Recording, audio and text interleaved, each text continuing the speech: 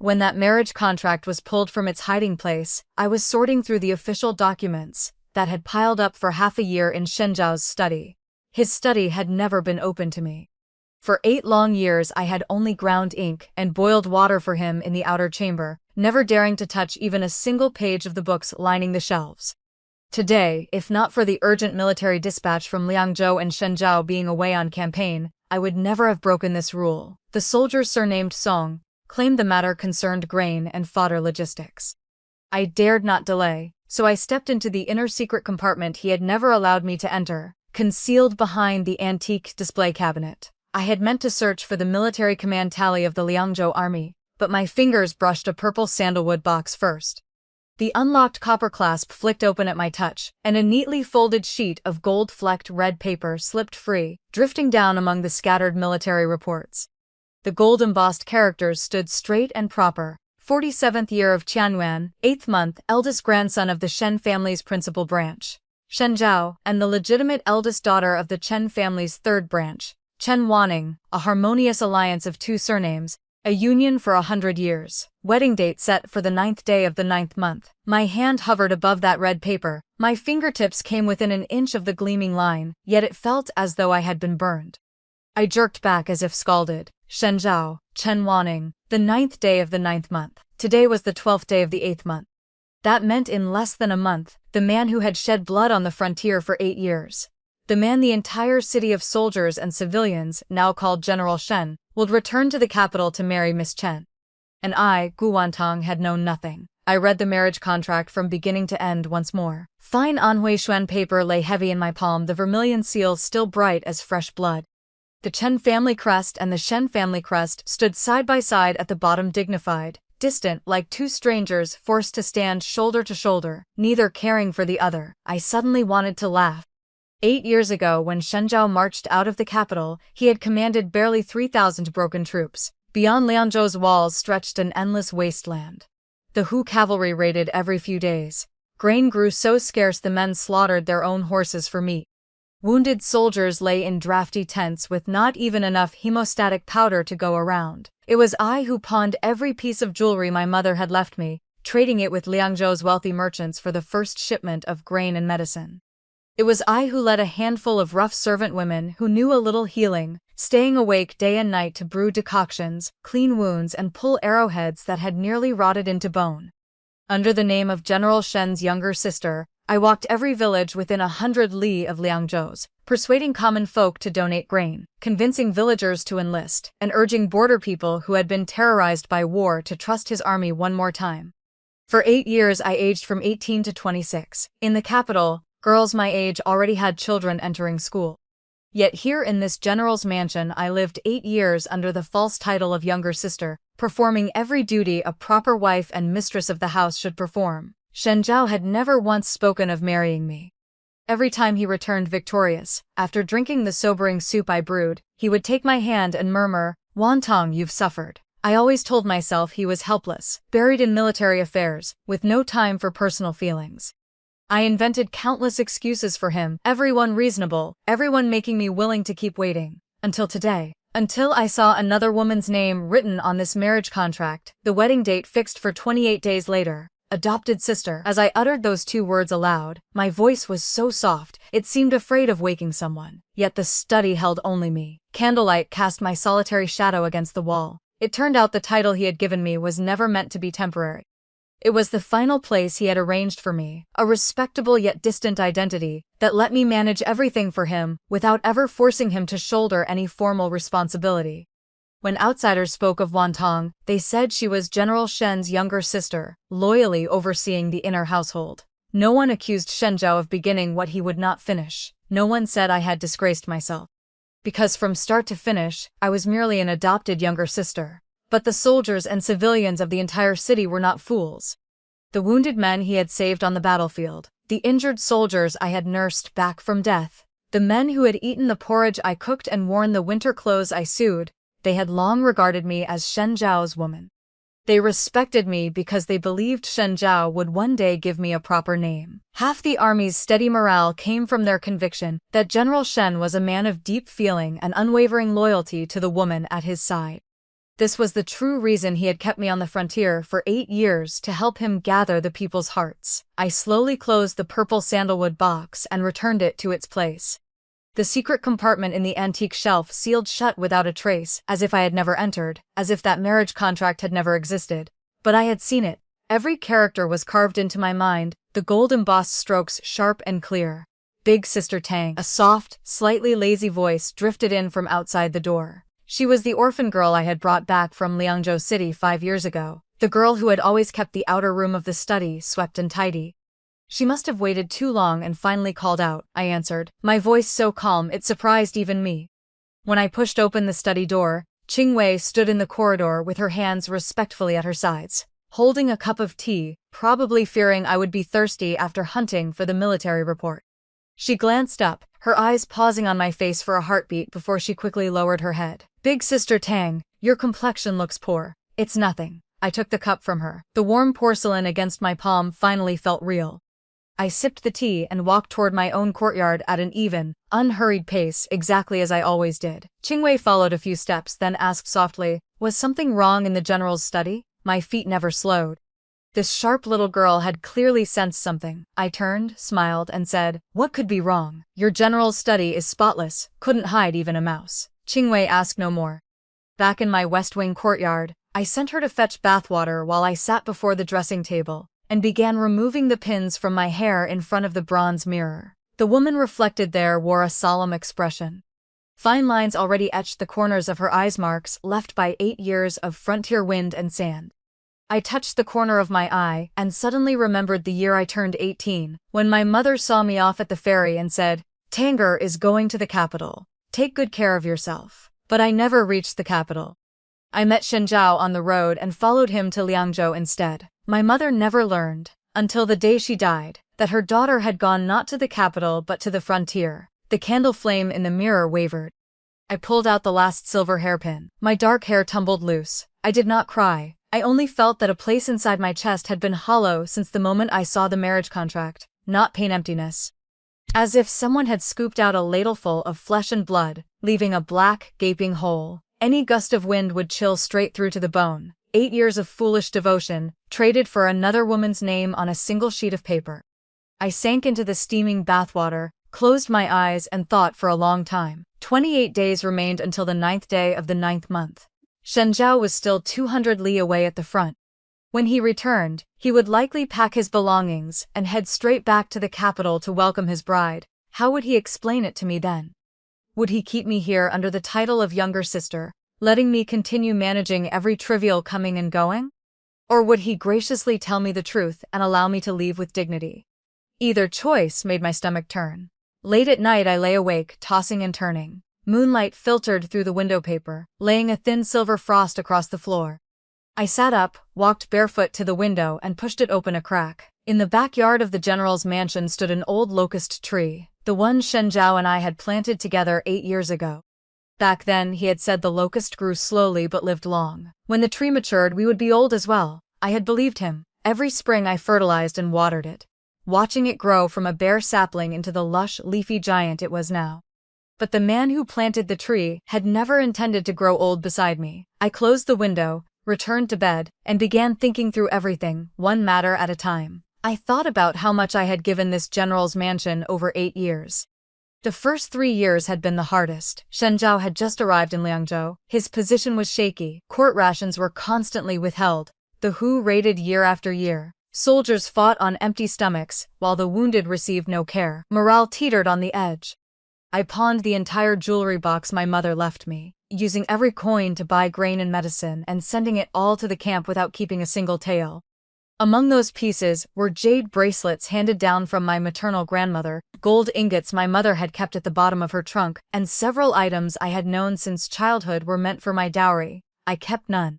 Later the grain problem eased, not because the court grew merciful, but because I negotiated with Liangzhou's great merchant houses under the general's mansion name, trading frontier furs and herbs for their grain. Those merchants were cunning. None would accept a loss. I talked until my lips cracked before securing the first shipment. After that, Liangzhou's military grain never ran short again. In the 5th year, the WHO besieged the city for 3 full months. Grain dwindled to nothing. The camp overflowed with wounded. The military doctors either fled or died until only Qingwei and I remained. I went 3 days and nights without sleep, dragging the most gravely injured soldiers back from death's door one by one. There was an old soldier named Zhao Lassi, whose intestines had spilled out. The army doctor said he was finished. I washed the wound with strong liquor, stitched it closed with needle and thread, and snatched him back from the king of hell by force. After he recovered, Zhao Laosi told everyone the young mistress had a bodhisattva's heart, and that General Shen possessing such a virtuous wife was the greatest blessing for the frontier troops. A virtuous wife, even an illiterate old soldier could see the role I played in this mansion. Yet Shen Zhao granted me only the title of adopted younger sister. I rolled over and buried my face in the pillow. But from beginning to end, Shen Zhao had never lied to me. He had never promised to marry me, never offered any formal title. He only smiled and called Wantong each time he returned, then looked at me with that gaze that could melt stone, as though everything was already understood without words. I had been trapped by that gaze for 8 years. Now I understood. The gaze had held nothing at all. I had simply spun myself a grand dream that lasted 8 years, only to have it torn apart by one sheet of marriage contract. As dawn approached, I finally drifted into a hazy sleep. My dream was empty pitch black, as though I had sunk into a deep well surrounded by icy water. The next morning I rose as usual to manage affairs. Porridge simmered in the kitchen for the front courtyard servants. In the storeroom, last month's leftover herbs were being counted. Winter clothes drying in the backyard still needed turning. In 2 months winter would arrive. The soldiers' cotton-padded clothes and quilts had to be prepared early. I had performed these tasks for 8 years. I knew every arrangement by heart, even with my eyes closed. Qingwei trotted behind me the entire way, handing me items and delivering messages, stealing glances at me whenever she thought I wasn't looking. She was worried. After I left Shen Zhao's study yesterday, my face must have looked truly terrible. Big Sister Tang, she finally burst out while we walked toward the storeroom. What's wrong? Is it something with the general? I cut her off without slowing. Go fetch Zhao Shen. I have questions for her. Auntie Zhao was an old retainer of the mansion, having served the Shen family since Shen Zhao's father's time. She knew the capital's Shen household inside and out. I had never inquired about Shen family matters before, believing it wasn't my place. Today was different. Zhao Shen arrived quickly, standing respectfully in the courtyard and addressing me as young mistress. I invited her to sit, poured tea, and asked straight out, what sort of family is the Chen clan in the capital? Her hand holding the cup paused. Surprise flickered in her cloudy eyes before vanishing behind the wrinkles of long practice. The Chen family, she began slowly, voice hoarse yet steady, is a century-old noble house. Their ancestors produced 3 Hanlin scholars and 2 ministers. Among the younger generation there is even a vice minister at court. The legitimate eldest daughter of their 3rd branch, Chen Wanning, is 19 this year, raised deep in the inner chambers. She excels at zither, chess, calligraphy, and painting. A famed talented lady of the capital. 19, 7 years younger than me. As for the marriage between the Chen and Shen families, Zhao Shen continued in the same even tone one might use to discuss the weather. It was arranged by the old masters of both houses while they still lived.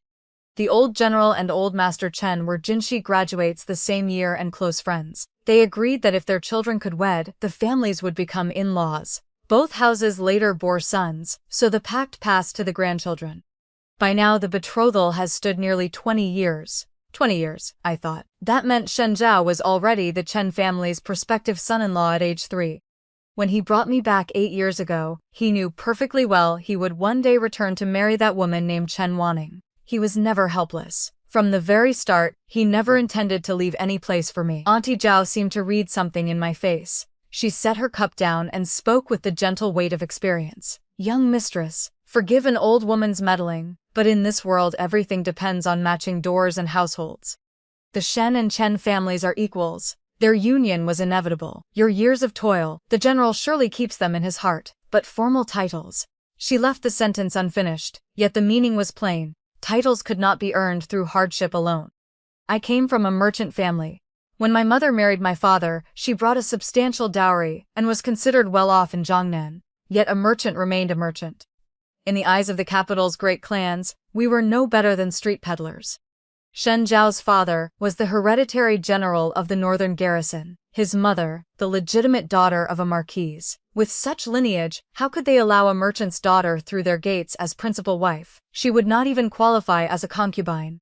Even concubines had to come from respectable households. A woman like me, nameless, without status, who had followed a man 8 years. In their eyes I was probably beneath even an outer mistress. The words outer mistress rose from the depths of my heart, cold with humiliation.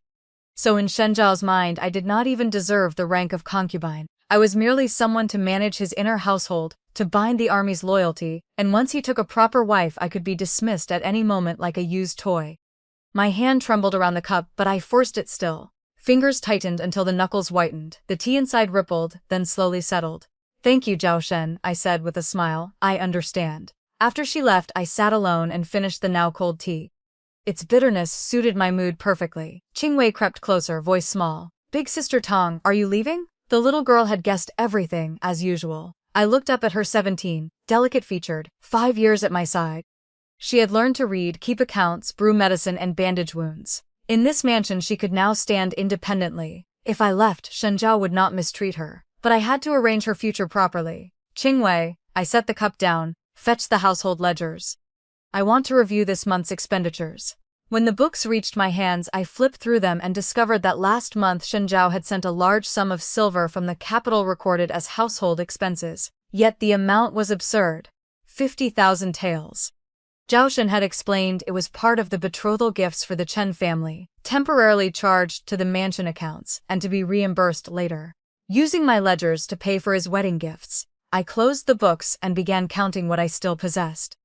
These 8 years I had not left empty-handed. Among the jewelry I pawned I had secretly kept a few pawn tickets and later redeemed them when I saved enough. Shen Zhao's monthly allowance always exceeded my needs. I saved the surplus. Festival gifts added more. Altogether it formed a respectable sum, enough to start fresh elsewhere and live comfortably for the rest of my life. The question was where. Returning to Jiangnan was impossible. Mother was gone, father was weak, uncles had long since divided the family business. I would only become a burden. The capital was worse, Shin and Chen territory. My presence would only invite whispers and pointing fingers. Northward lay 12 cities in the Beijing circuit. Liangzhou was merely one.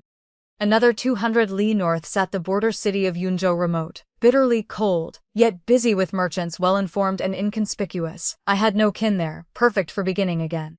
That same night I had Qingwei deliver the storeroom keys to Zhao Shen, claiming recent poor health and a need to rest several days. She asked nothing further, assuming the marriage contract news had struck me hard and I needed time to recover. What she did not know was that from that night onward I began quietly packing.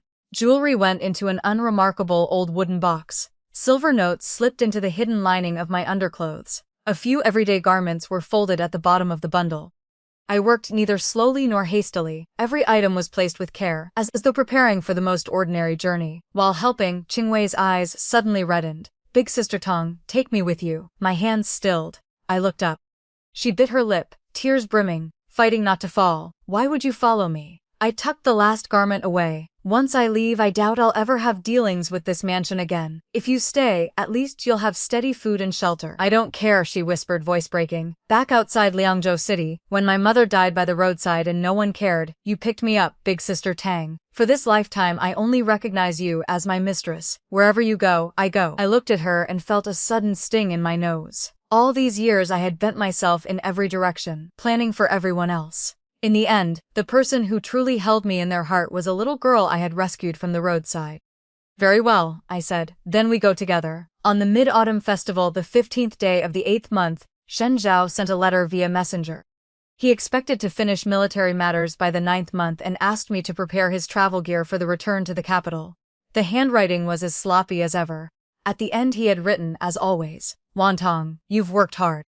I folded the letter and placed it in the box where alongside every previous one.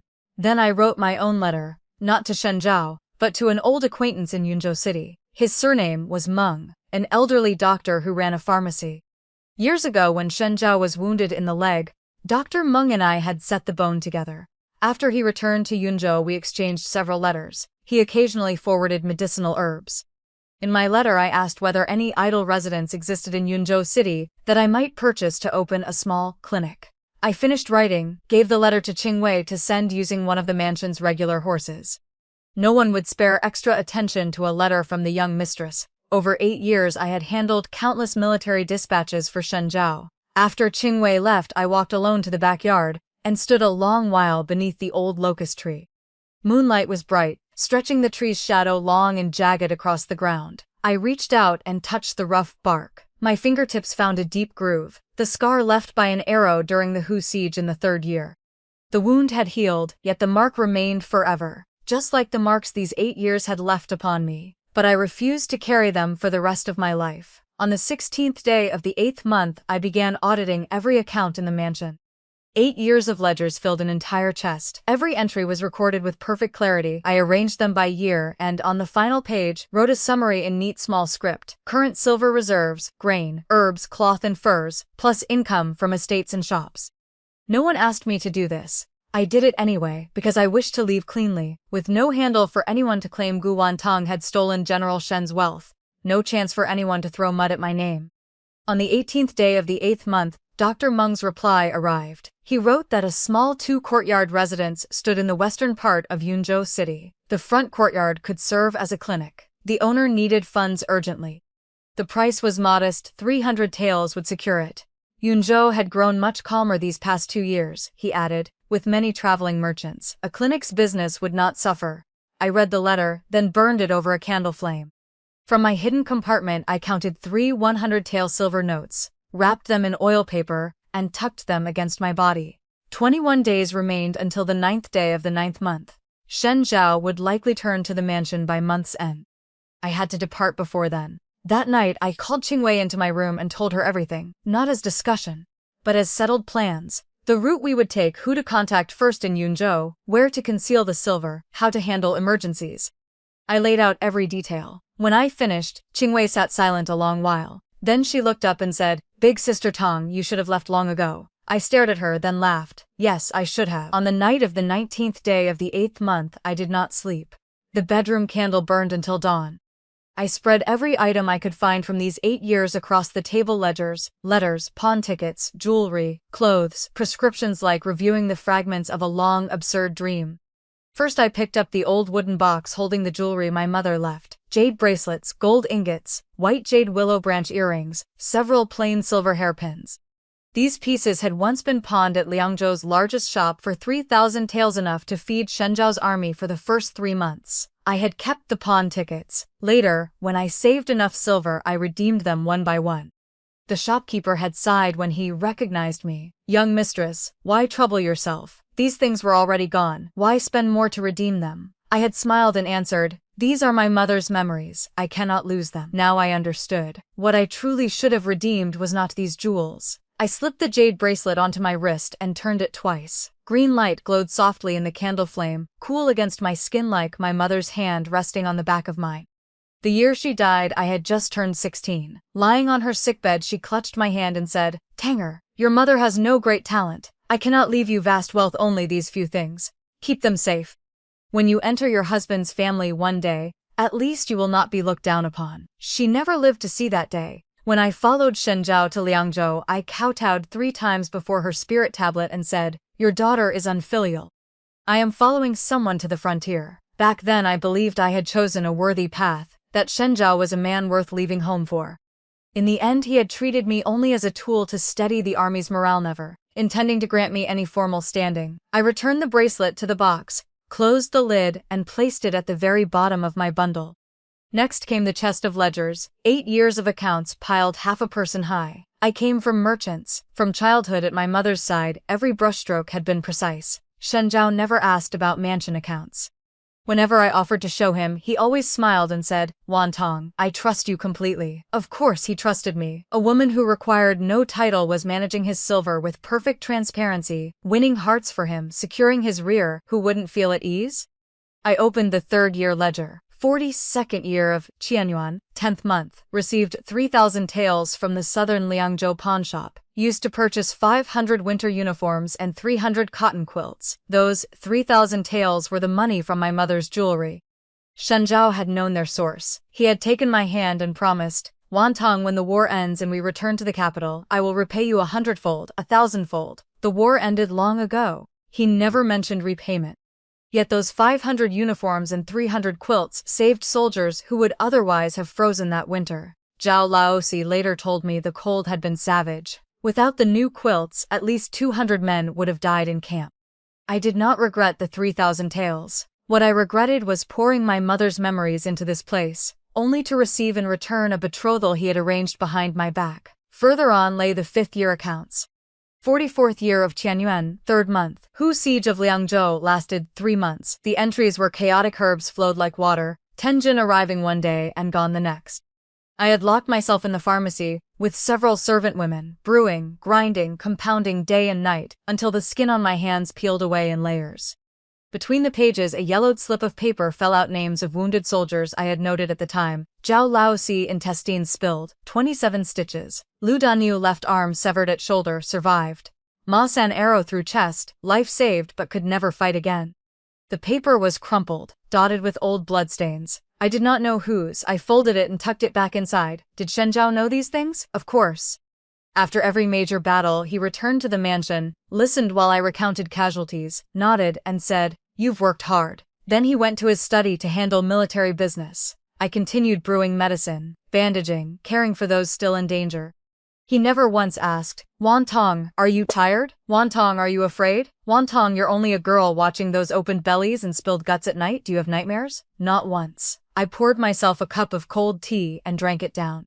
The chill slid into my throat and filled that empty place in my chest once more. Then came the letters. Over 8 years Shen Zhao had written me many. Whenever he campaigned, he sent one every 10 days or half-month. Content was always the same. Frontline situation, grain sufficiency, instructions not to worry about mansion affairs. Always ending with "Wantong, you've worked hard." I unfolded every letter and arranged them chronologically.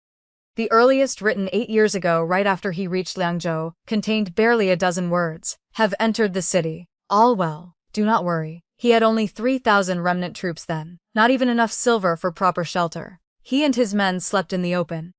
I found him an old residence in Liangzhou city and settled him there. Later letters grew longer. He described Liangzhou's heavy snow, the ferocity of Hu cavalry, the difficulty of particular battles.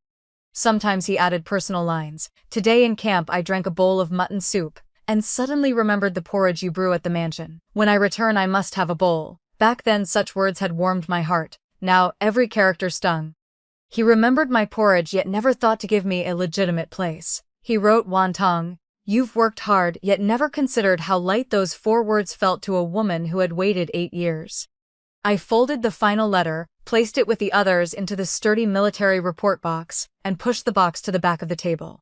On the 20th day of the 8th month I began formal preparations for departure. First, silver.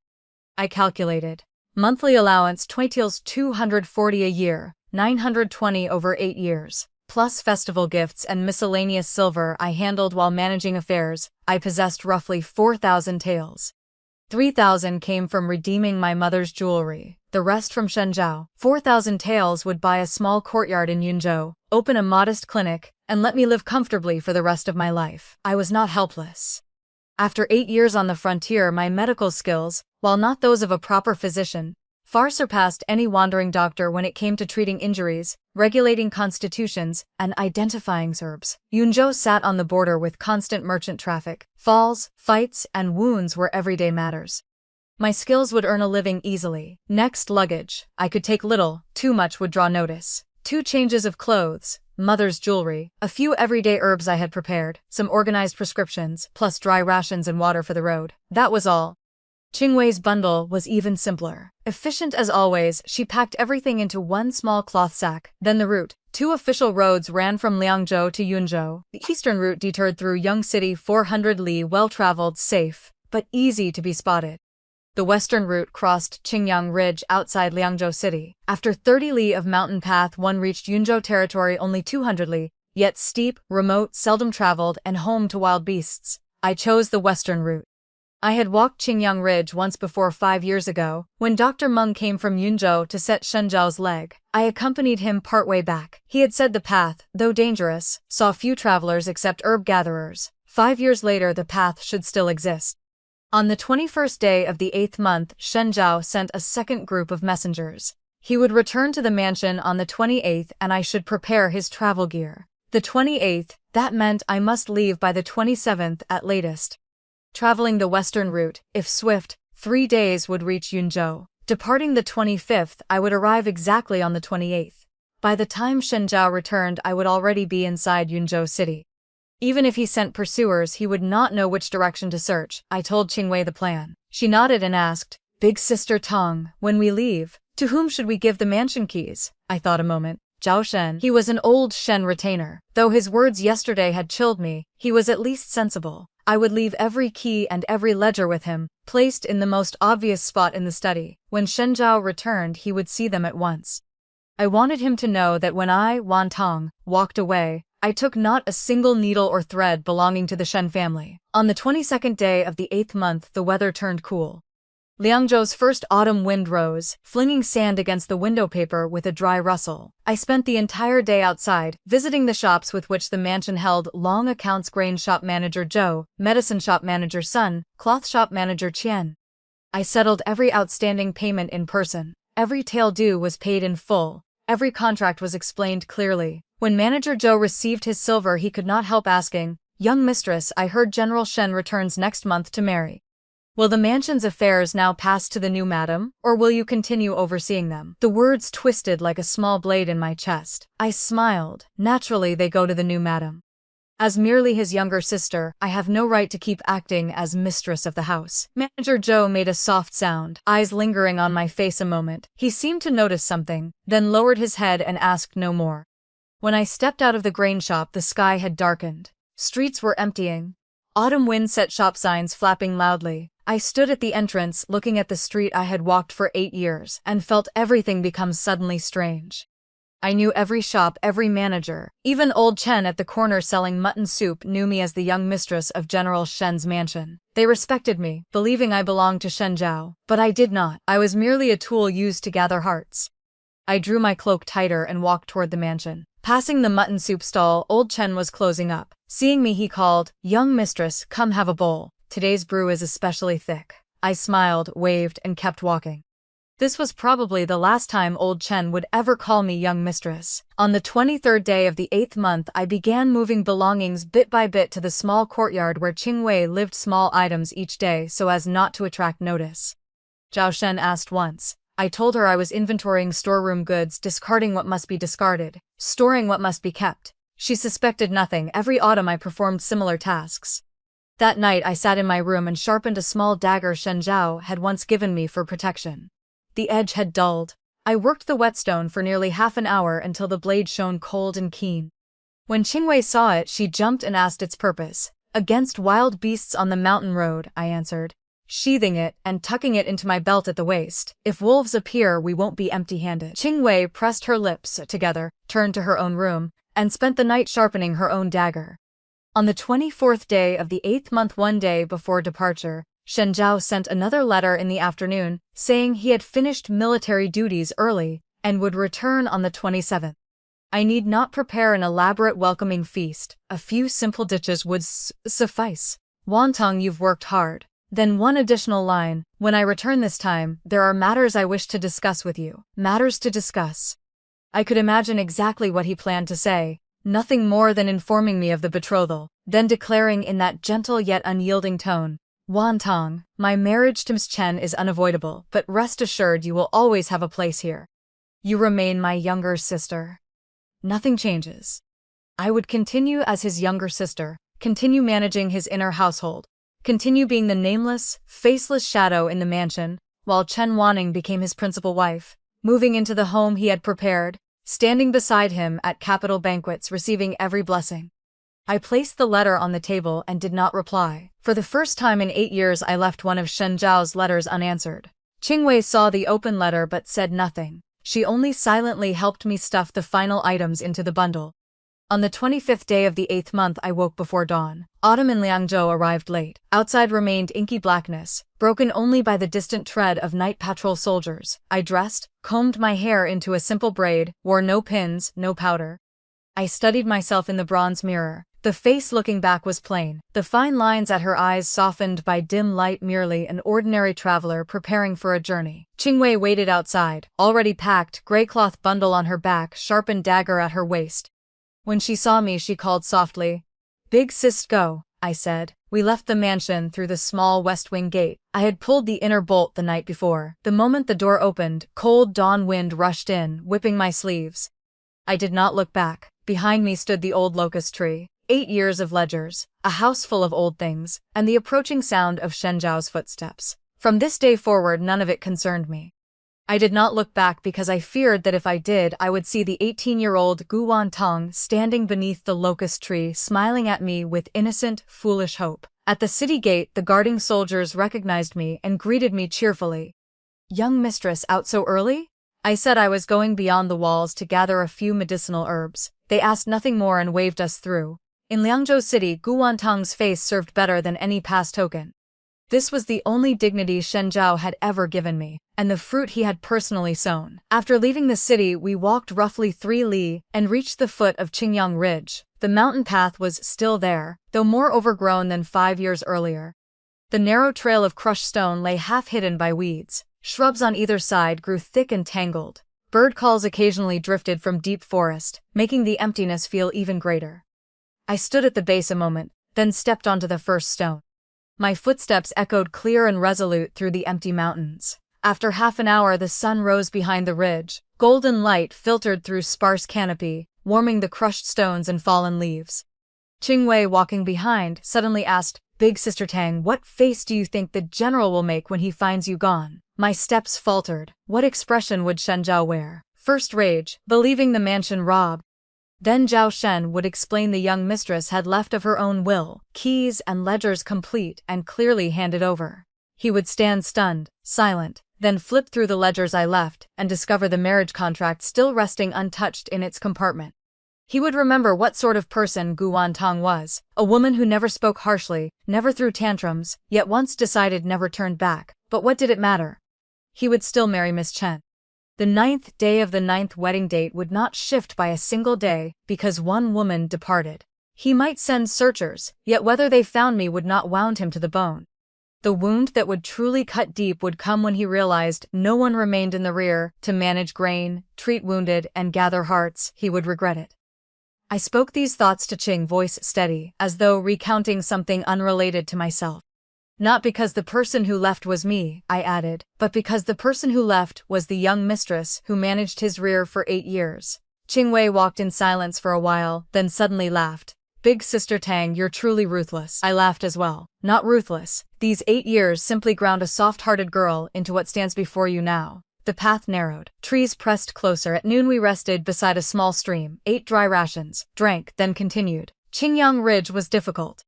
In places, loose stones shifted and slid beneath our feet with a clatter. By late afternoon we crested the ridge's highest point. Looking down we glimpsed Yunzhou City's gray walls crouched on the wasteland, small as a chess piece on a board. That was General's mansion. No Shen Zhao, no false title of younger sister, no hollow respect and pity. Only a small courtyard of my own and a chance to begin again. I stood on the ridge, wind lifting my hair and the hem of my robe. Qingwei pointed at the distant city. "Big Sister Tong, is that our new home?" "Yes," I nodded. "That is our new home." The descent was far quicker than the climb. Steps followed the slope, light and swift, hearts lightening with them. By dusk we reached the small town at the mountain's foot and took a clean inn for the night. The innkeeper's wife, a woman in her 40s, eyed our bundles and asked our destination. "Yunzhou," I answered. "Yunzhou is fine," she chatted while pouring hot water. "These past years have grown much calmer. Business is easy there. My maiden home is in Yunzhou. I've heard several new shops opened recently, quite lively." I smiled, accepted the water and thanked her. That night I lay in the inn bed, staring at the ceiling, listening to the mountain wind howl against the window paper like distant weeping. Qingwei in the next room had likely already fallen asleep. Young hearts carry no burdens and sleep the moment heads touch pillows. I turned restlessly, mind filled with 8 years of broken memories. I remembered the first winter, Shen Zhao campaigning, me alone in the mansion on New Year's Eve. The kitchen had cooked dumplings. I let the servants eat first, then carried a bowl to the threshold and watched snow fill the sky, thinking of Mother's days when she made dumplings for me every New Year's Eve with her own hands. Shen Zhao was absent.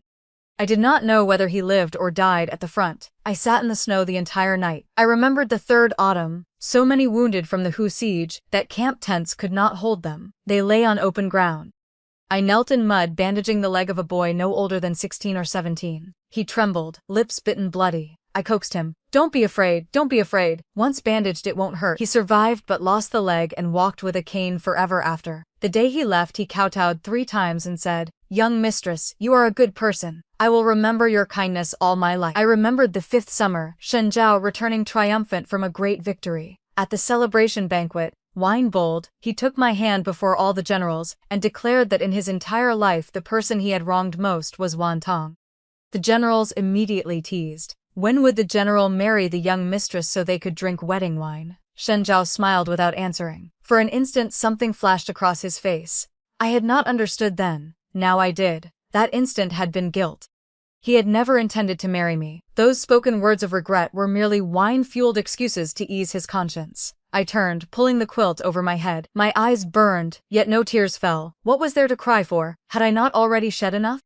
Tears bitten into the quilt in the dead of night. Tears shed before the mirror watching myself age day by day. Tears swallowed alone after his coldness and ambiguity wounded me. Which drop had not been wasted? I did not grieve for him.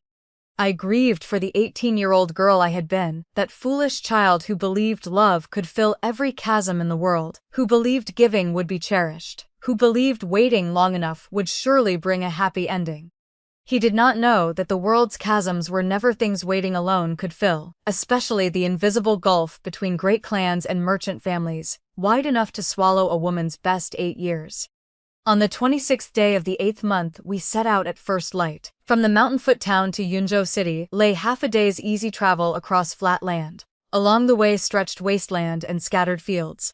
Liangzhou soil was poor, crops grew thin and sparse, a sight that made the heart uneasy. Qingwei, however, brimmed with curiosity, looking left and right the whole way, exclaiming for half the morning at the sight of a single wild rabbit. This girl had grown up inside Liangzhou city and had never seen the fresh sights of mountain and wilderness. Along the way she chattered non-stop. She didn't seem like someone fleeing hardship at all, more like a girl on an autumn outing. Watching her lively enthusiasm, I suddenly felt a weight lift from my heart. Well, we had already left. No point wearing a long face for anyone to see. At noon the city walls of Yunzhou finally appeared before us. Yunzhou was smaller than Liangzhou, its walls a notch lower. The gray bricks bore the marks of wind and rain. At the city gate a line of merchants waited to enter, driving camels and mules loaded with furs, wool, and medicinal herbs from the north, awaiting inspection by the guarding soldiers. I stood at the back of the queue. When my turn came, the soldier glanced at me, then at Qingwei, and routinely asked what the two of us were entering the city for. I handed over the travel permit I had prepared in advance in Liangzhou. My cousin runs a pharmacy in the western part of the city. I've come to help him. The soldier checked the names and official seal on the permit, asked no further questions, and waved us through. The moment we passed the city gate, the street scene of Yunzhou rushed toward us. Unlike Liangzhou, Yunzhou was small but lively. Both sides of the main street were lined with shops selling furs, herbs, food, sundries, brushes, and ink all squeezed together. The cries of vendors and the sounds of bargaining mingled into a noisy yet reassuring clamor. I was in no mood to wander. I headed straight west along the main street in search of the small courtyard Dr. Meng had mentioned in his letter. After walking for nearly half an hour, I found the place in a quiet alley in the western part of the city. It was a modest 2-courtyard residence with gray tiles and white walls. The entrance wasn't large, but it looked tidy enough. A crooked-necked jujube tree grew by the gate, a wooden sign hanging from its trunk with the crooked characters, "This residence for sale." An old man sat dozing in the sun at the entrance. I stood there a while, surveying the surroundings. The alley wasn't deep. The main street lay just outside. A stick of incense's time south was Yunzhou's largest pharmacy, Dr. Meng's shop. A few households lived in the alley, all small merchants by the look of them, quiet and honest. A good place to open a shop. I woke the dozing old man and stated my purpose. He rubbed his eyes and looked at me, clearly surprised that the buyer was a young woman. He paused before reacting, then hurried inside to fetch the deed and keys. 300 taels of silver for a 2-courtyard house. The front courtyard could be converted into a clinic, the rear for living quarters. The east wing even had an empty room perfect for Qingwei. The courtyard was a bit old, but with some cleaning it would serve. I paid the silver on the spot and signed the contract. When the old man took the silver notes, he carefully counted them twice with his dim eyes, then held them up to the sunlight to check the watermark before nodding in satisfaction and placing the keys in my hand. This courtyard has been empty for half a year, he said while rolling up the deed. If you can manage cleaning, you can move in the day after tomorrow. I clutched the keys. The cold iron pressed against my palm, heavy. This was my courtyard, not Shenjiao's property. No man's surname needed to be inscribed upon it. On the official deed, written in black ink on white paper, was the name Guantang. After the old man left, I stood alone in the courtyard for a long time. A layer of fallen leaves covered the empty ground. Moss grew on the corner bricks. An old spiderweb still hung beneath the eaves. Everything needed to be tended, from scratch sweeping, cleaning, buying furniture, stocking medicinal herbs. Every single task was work. But I wasn't afraid. In this courtyard, I would no longer have to watch anyone's face, no longer manage anyone else's inner household, no longer wear the title of adopted younger sister, while doing things that brought neither reward nor recognition. Qingwei came running out from the rear courtyard, beaming. Big Sister Tong, there's a well in the back. The water is so clear. Looking at her sparkling eyes, I couldn't help smiling. Good. Then let's draw some water first and wash our faces. On the 27th day of the 8th month, the first day we settled in Yunzhou City, Qingwei and I swept both front and rear courtyards, moved out the usable furniture and wiped it clean. Then bought bedding, pots, bowls, oil, salt, soy sauce, and vinegar from the street. After a full day's work, we finally made the 2 rooms in the rear courtyard livable. This day was also the day Shenjiao returned to the Liangzhou general's mansion. I calculated the time. He would probably just be entering the mansion gates. Zhao Shen would greet him, take his cloak and say, "General, the young mistress has left." He would be stunned. He would ask where I had gone. Zhao Shen would say he didn't know.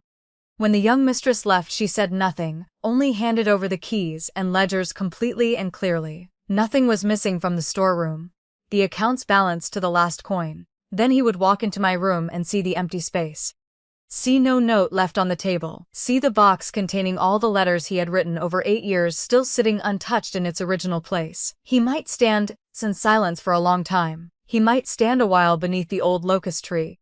He might send soldiers outside the city to search, ask at every inn in Liangzhou City, even question the boatmen at the ferry whether they had seen me. But he would not find me.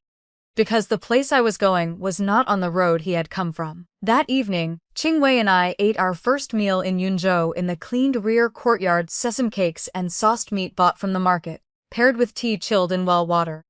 It was simple, yet I ate with particular relish. After finishing a sesame cake, Qingwei suddenly looked up and said, "Big Sister Tong, what should we name the medical hall next?" I held my teacup and thought for a moment. Not Guantang Medical Hall. Not Wantong Hall. Nothing that carries my name. Let's call it Qingwei Hall. Qingwei's eyes widened, her mouth falling open. It took her a long moment before she managed. "Big Sister Tong, aren't you trying to kill me with kindness?" I smiled and set the cup down, then looked up at the old locust tree overhead. I didn't know how many years it had lived. The night sky over Yunzhou was clear, stars densely scattered across the heavens like scattered silver fragments. "Qingwei," I said, "from today onward, neither of us owes the other anything." Life in Yunzhou proved steadier than I had imagined. Qingwei and I spent 3 days thoroughly cleaning both courtyards, then hired the carpenter from the alley's entrance to repair the doors, windows, and leaking eaves. The main hall of the front courtyard became the clinic. We built a medicine cabinet against the wall, placed a long examination table in the center, and added several benches for waiting patients. The 3 rooms in the rear courtyard, Qingwei and I shared one. The remaining one became the pharmacy for grinding herbs, compounding medicines, and preparing ointments. The signboard for Qingwei Hall was written by Scholar Zhou, who sold calligraphy and paintings next door. The old scholar's regular script was excellent. The 3 characters Qingwei Hall stood straight and proper, hanging above the door looking quite presentable. On opening day, I set off a string of firecrackers at the entrance. Several neighbors from the alley came out to watch the excitement, chattering and asking about the background of the new female doctor. I simply said I had come from the south. My family had fallen on hard times, and I had studied medicine for a few years, hoping to earn a living in Yunzhou. The neighbors looked me over with a mix of belief and doubt, but asked no more. In a border city like Yunzhou, people from all walks of life gathered. A single woman opening a medical hall was uncommon but not unheard of. Moreover, the consultation fees I charged were absurdly low.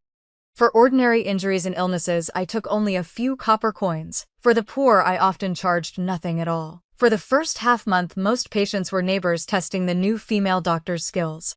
After I successfully treated several cases of headaches, fevers, sprains and falls, Qingwei Hall's reputation slowly spread. On the 5th day of the 9th month, 4 days before Shen Zhao's grand wedding, I was taking the pulse of an old woman in the clinic when I overheard 2 women waiting outside lowering their voices in gossip. "Have you heard?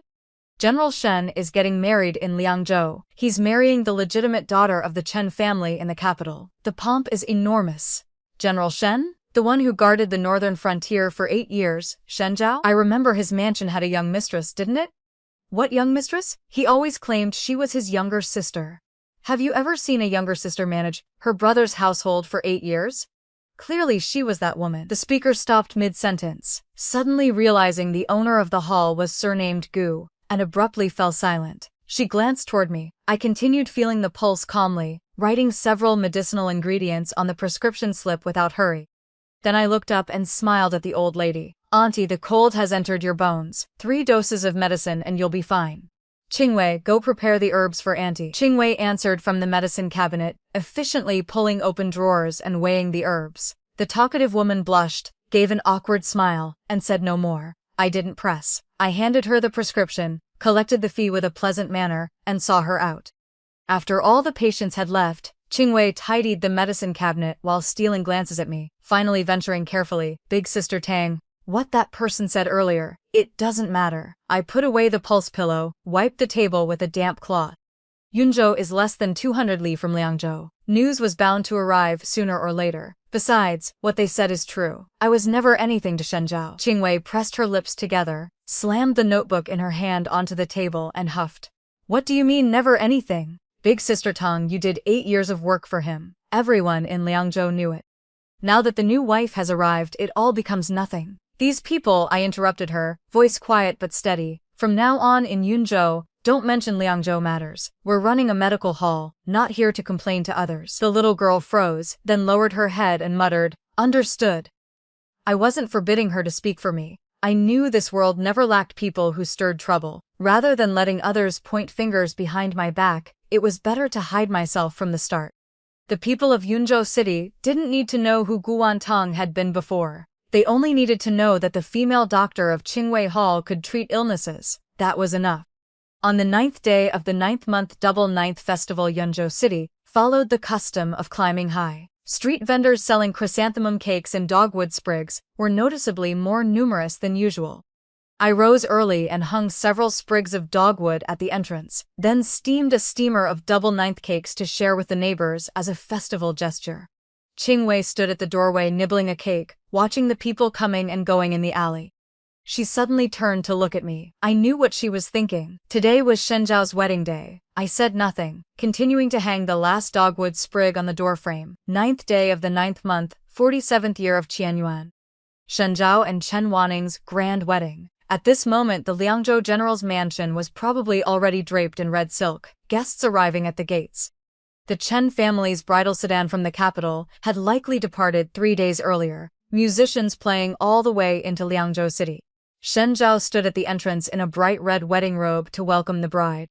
The entire city's soldiers and civilians lined the streets to watch. Everyone was saying General Shen and Miss Chen were a match made in heaven, perfectly matched in status.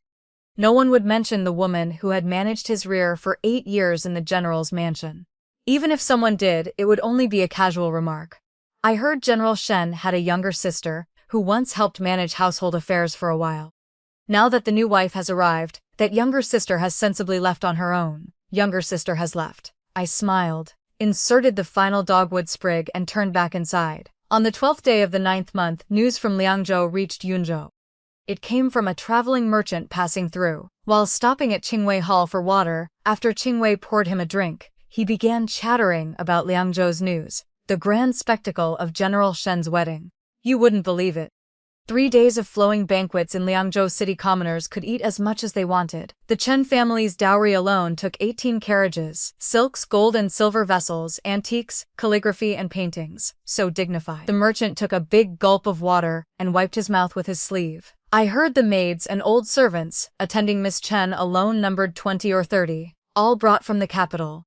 From now on, the general's mansion affairs will probably be decided by the new wife. I sat in the consultation chair, flipping through a prescription book, my fingers pausing on the page, expression unchanged. What about the young mistress who used to manage the general's mansion? The merchant asked himself. Before I could respond, Qingwei rolled her eyes behind the medicine cabinet, the scale in her hand clattering loudly. The merchant spread his hands. I heard from people in the general's mansion that the young mistress left before the general even returned.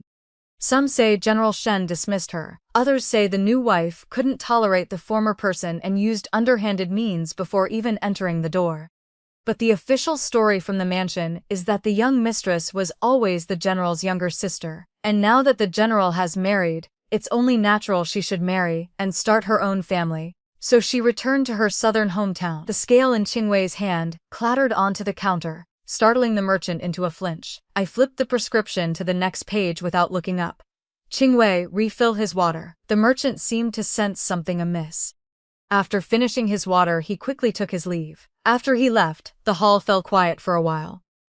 Qing stood motionless behind the medicine cabinet for a long moment before muttering, "How dare he say you returned to your hometown of your own accord?" I didn't answer because I suddenly understood something. Shen Zhao had told the outside world that I had returned to my southern hometown. Those 4 words, southern hometown, meant he would not send anyone to search for me. He had already arranged a respectable destination for me in public. Returning home in fine clothes, debts cleared on both sides. This explanation preserved his dignity and gave Chen Wanning an account. As for where I had actually gone or how I was living, he didn't care. Or perhaps he dared not care, because once he investigated my whereabouts, it would be tantamount to admitting he owed me something. And the upright, honorable image of General Shen could not tolerate such a debt. I stood up and walked to the doorway, looking at the crooked-necked jujube tree in the alley. A few half-green, half-red jujubes hung from its branches, spinning lazily in the autumn wind. "Qingwei," I said, "go gather the medicinal herbs drying in the rear courtyard. It looks like rain tonight." On the 16th day of the 9th month, news of Chen Wanning taking charge of the general's mansion spread like wildfire through Yunzhou. This time it wasn't a merchant but a young daughter-in-law from Liangzhou City visiting relatives. Her maiden home was in our alley, so naturally she stopped by Qingwei Hall while making rounds. "That young lady is truly beautiful," the daughter-in-law said, sitting on the bench in the consultation area, swinging her legs and cracking melon seeds. On the wedding day I squeezed into the crowd for a glimpse, fair and clean, like a fairy descended from a painting. General Shen standing beside her, such a perfect match. Qingwei yanked open a drawer in the medicine cabinet with a bang. I heard that before Miss Chen even arrived, her family's steward came to the general's mansion first and reorganized all the rules. The original account keeper, storeroom and kitchen staff were all replaced with people from the Chen family. The daughter-in-law lowered her voice, excitement of gossip in her tone. The cruelest part is they sealed all the account books the young mistress had handled, saying they needed to redo them. Think about it, new officials bring 3 fires. The new wife's first act upon entering was to erase every trace of her predecessor. I methodically performed acupuncture on an old man, heating the needle tip over flame before steadily inserting it into the acupoint. But strangely enough, the daughter-in-law continued after finishing her last handful of seeds and clapping her hands. "General Shen's complexion has been rather ashen these past few days. I heard from people in the mansion that on the wedding day he drank wine, and somehow while drunk he called out Wantong. One of the new wife's old servants overheard it. Later the new wife asked who Wantong was. General Shen only said it was a former steward of the mansion who had already left. The new wife didn't press further, but her expression reportedly wasn't pleasant. With a sharp clack, Qingwei slammed the drawer shut, hard enough to make the entire cabinet shake. I glanced up at her, signaling with my eyes not to speak. Qingwei bit her lip and turned away, pretending to organize herbs. The daughter-in-law didn't notice these details. She chattered a while longer about Liangzhou gossip before brushing off her clothes and leaving. Once she was gone, Qingwei turned around, eyes red, and muttered through gritted teeth, "Serves them right."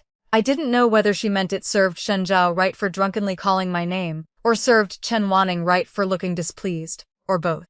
But I knew none of these matters concerned me anymore. After the old man finished his acupuncture and left, only Qingwei and I remained in the hall. Qingwei had held it in all day and finally couldn't anymore. She flung the cloth in her hand onto the table, tears falling with soft pats. "Big Sister Tang, I don't understand. You did so much for him, and in the end he tells everyone you returned to your hometown on your own?" The new wife seals all your account books the moment she arrives, as if everything you handled was dirty. How can they do that? I took a handful of dried herbs from the cabinet and put them in my mouth, chewing until the bitter medicinal juice seeped out, clearing my head. They can because they are a great aristocratic family. I spat out the chewed dregs, voice light. In the eyes of great families, a woman of merchant origin should leave of her own accord before the principal wife enters. That I made no fuss, demanded no title, was already the most dignified outcome. If I had stayed, it would have made everyone look bad. Qingwei's eyes widened. Then you're just going to let it go like this, big sister Tang? Let it go? I smiled, drew the sharply honed dagger from my waist, and placed it gently on the table. Settling accounts has never been about how fast, it's only about whether the time has come. Qingwei stared at the dagger as if she understood something, yet not quite. But she asked no more. She wiped her tears with her sleeve and turned to tidy the medicine cabinet. On the 20th day of the 9th month, Yunzhou had an autumn rain. It wasn't heavy, drizzling all day. The alley's soil turned soft and muddy, leaves from the jujube trees scattered across the ground. No patients came to the hall all morning. Qingwei and I sat in the pharmacy grinding herbs, pounding dried mugwort into paste to prepare moxa sticks for winter use. While grinding, Qingwei told me news she had heard at the market that morning. Trouble had arisen with grain and fodder logistics at the Liangzhou general's mansion. The new steward brought by the Chen family didn't understand frontier military affairs. He had routed several batches of already arranged grain and fodder incorrectly, causing 3 northwestern camps to go without food for 4 days. Soldiers at the front lines went hungry.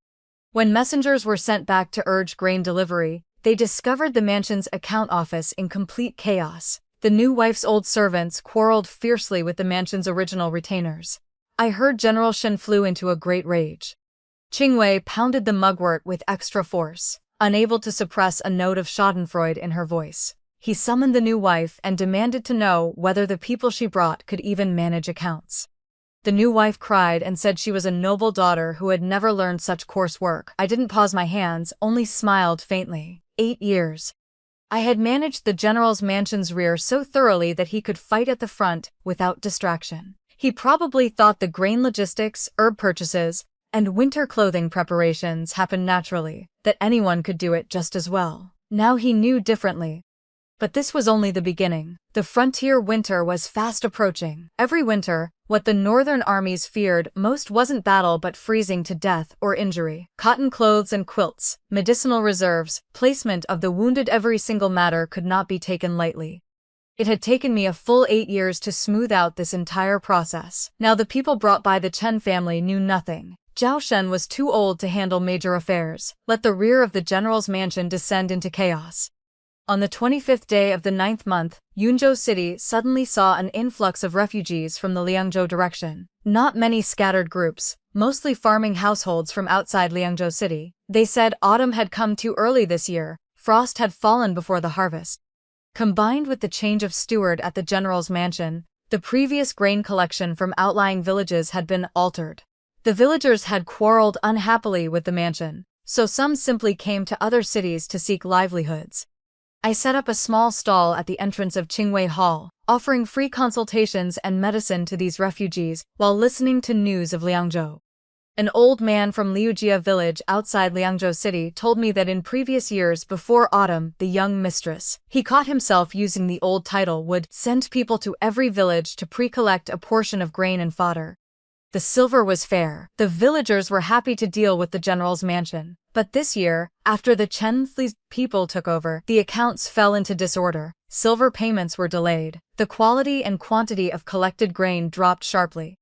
That new wife understood none of this. The old man sighed. I heard she only sits in the rear courtyard playing the zither and drinking tea. She ignores everything outside. The stewards she brought only know how to flatter. When real trouble comes, they're useless. I prepared several doses of medicine for wind cold for the old man. As I saw him out, I suddenly felt the hollow place in my chest wasn't quite so empty anymore. It wasn't Shen Zhao's retribution that pleased me. His retribution was still far from satisfying. I had only confirmed one thing. These 8 years of effort could not be casually erased. The operation of the general's mansion's rear was not something just anyone could take over. My value had never been granted by Shen Zhao. It was something I had earned myself. On the 30th day of the 9th month, Chen Wanning sent people to Yunzhou. Two middle-aged servant women arrived, asking directions until they found Qingwei Hall. They lingered at the entrance for a while before hesitantly stepping inside. I was applying medicine to a young man who had twisted his ankle.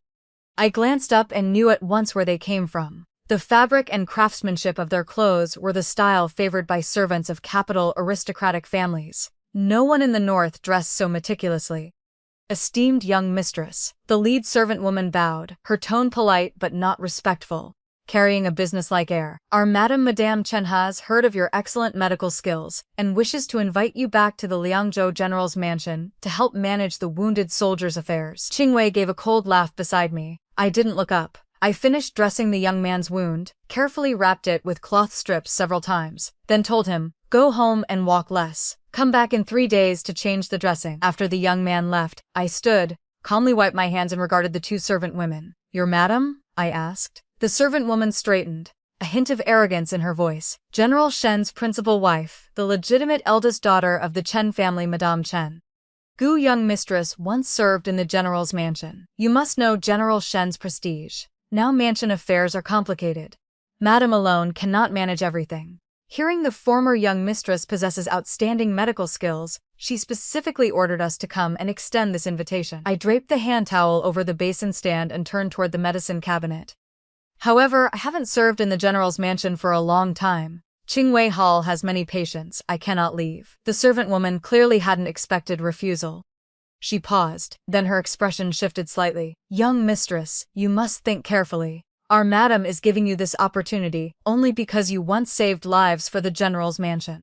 A single woman like you running a small clinic in a border city. How much money can you make? Return to the general's mansion and madam will not treat you poorly." I smiled. "Not treat me poorly? Chen Wanning probably wants to bring me back so I can continue working for the general's mansion. But before, at least I had the title of younger sister. Now? If I return, what would I be?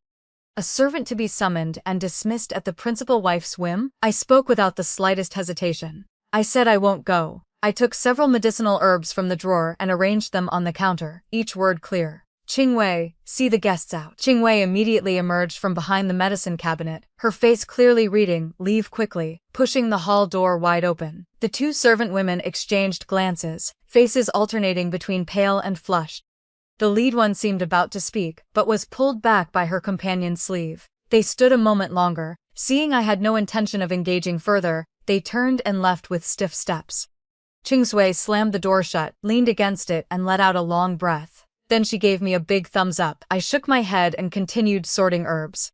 Chen Wanning sending servants to invite me wasn't because she was magnanimous.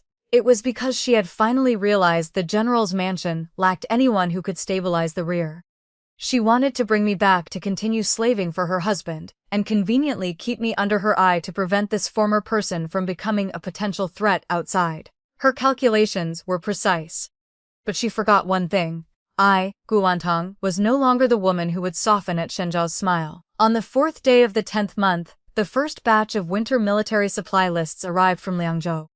This time it wasn't Chen Wanning's people but Shenjiao's personal soldier Song, who had followed Shenjiao for 6 years. Years ago on the battlefield he had broken 3 ribs. I had personally set them. The moment he stepped through Qingwei Hall's door and saw me sitting in the consultation chair, his eyes immediately reddened. "Young mistress big sister Tong." I stood and took 2 steps forward. "Song, why have you come?" Soldier Song placed his saber on the table and pulled a letter from his chest. The envelope bore the words "To Guantang, personally" in sloppy, urgent handwriting. I recognized it as Shenjiao's. I didn't take it. "Young mistress." Soldier Song's voice changed with urgency when I didn't accept the letter. "Please just look at it. The general took half a day to write this letter. When I left the mansion, he even instructed me to deliver it into your hands no matter what." I glanced at the letter, then finally accepted it. I didn't open it immediately. I had Qingwei pour water for the soldier and seat him in the consultation area to rest, then took the letter to the rear courtyard. Sitting on the stone steps, I tore open the seal, 6 pages. Shenjiao rarely wrote such long letters. The first page was entirely military matters. Urgent grain shortage at the front. The Chen family steward, having routed a batch of grain incorrectly, causing 3 northwestern camps to go without food for 4 days. Winter clothing preparations were over 1,000 sets short compared to previous years. Soldiers' complaints were widespread. The medical camp had accumulated over 100 wounded. Military doctors were shorthanded. The doctors brought by Chen Wanning only understood internal medicine and couldn't handle blade and sword injuries. The second page began describing his situation. Chen Wanning, raised in luxury since childhood, understood nothing of frontier hardships. The old servants she brought stirred trouble in the mansion daily, driving away several long-serving retainers. Several, including Zhao Shenhad, retired and returned to the capital, leaving only one sentence: let him think carefully on his own. He had drunk wine and slept 3 nights alone in the study. Upon waking each morning, he habitually thought of calling Wan Tong, only to open his eyes and remember I had gone. The third page finally addressed me directly. Wan Tong, I know you resent me, but the betrothal with the Chen family was arranged by my grandfather. I had no choice. Keeping you on the frontier for 8 years was not to use you. After you left, I haven't slept well a single night. Remembering everything you did these years, each matter pierces my heart like a needle. If you return, I'll give you whatever you want. Had no choice. When I saw those 4 words, I suddenly laughed aloud. A betrothal set at age 3. Had he not known before he left the capital at 20? When he brought me back, had he not known? When he had me manage grain, treat wounded and gather loyalty, had he not known there was still a Miss Chen in the capital waiting for him to return and marry? He knew. He simply hadn't mentioned it when he needed me. Now that he needed the Chen family, he married her. From beginning to end, he treated everyone as chess pieces on a board. Chen Wanning was the piece to maintain aristocratic connections. I was the piece to stabilize the frontier rear. 2 pieces, each useful. He was reluctant to discard either, but neither was what he truly cared about. I folded the letter without reading the remaining 3 pages. When I re-entered the clinic, Soldier Song immediately stood, looking at me with full expectation. Brother Song, I placed the letter on the table and pushed it back toward him. Take this letter back. Convey one message to General Shen for me. Soldier Song froze. Please speak. Tell him the original procedures for Liangzhou's military supply logistics are in the hidden compartment on the final page of the ledgers. Follow them and nothing will go wrong. The purchasing channels for winter clothing are the same as previous years. Go to Manager Zhou at Zhouji Cloth Shop in Liangzhou City. He has last year's accounts and measurements. The external injury prescriptions needed in the medical camp are in the second drawer of the pharmacy. Have the military doctors compound according to the formulas. Soldier Song listened in stunned silence. When I finished, he cautiously asked, Then, you won't return? Return for what? I pushed the letter toward him again. I've already left. Soldier Song stood in the clinic, lips trembling for a long while, but ultimately didn't dare persuade further. After following Shenzhou for 6 years, he had seen my temperament, and knew that once this woman made a decision, 10 oxen couldn't pull her back. He picked up the returned letter, solemnly clasped his fists in salute, then turned and walked out of Qingwei Hall. The October wind rattled the clinic's door panels. I watched Soldier Song's figure disappear at the alley's entrance, then turned and sat back in the consultation chair. Qingwei came over and asked softly, Big Sister Tong, what did he write in the letter? He wrote that he had no choice. I said it, and Qingwei immediately spat without hesitation. I was amused by her pa. After laughing, I discovered my heart truly held no ripple. The words Shenzhou had written. If it had been the old me, I would probably have immediately packed my bundle and followed him back, distressed that he couldn't eat or sleep well, distressed that he suffered on the frontier. But now, reading them, I felt only numbness, as though reading a story completely unrelated to me. He wanted me back not because he missed me, not because he loved me, but because his rear had fallen into chaos. He needed someone to clean up the mess. That was all. The letter I had returned should already be on its way back to Liangzhou. What expression would Shenzhou wear when he received it?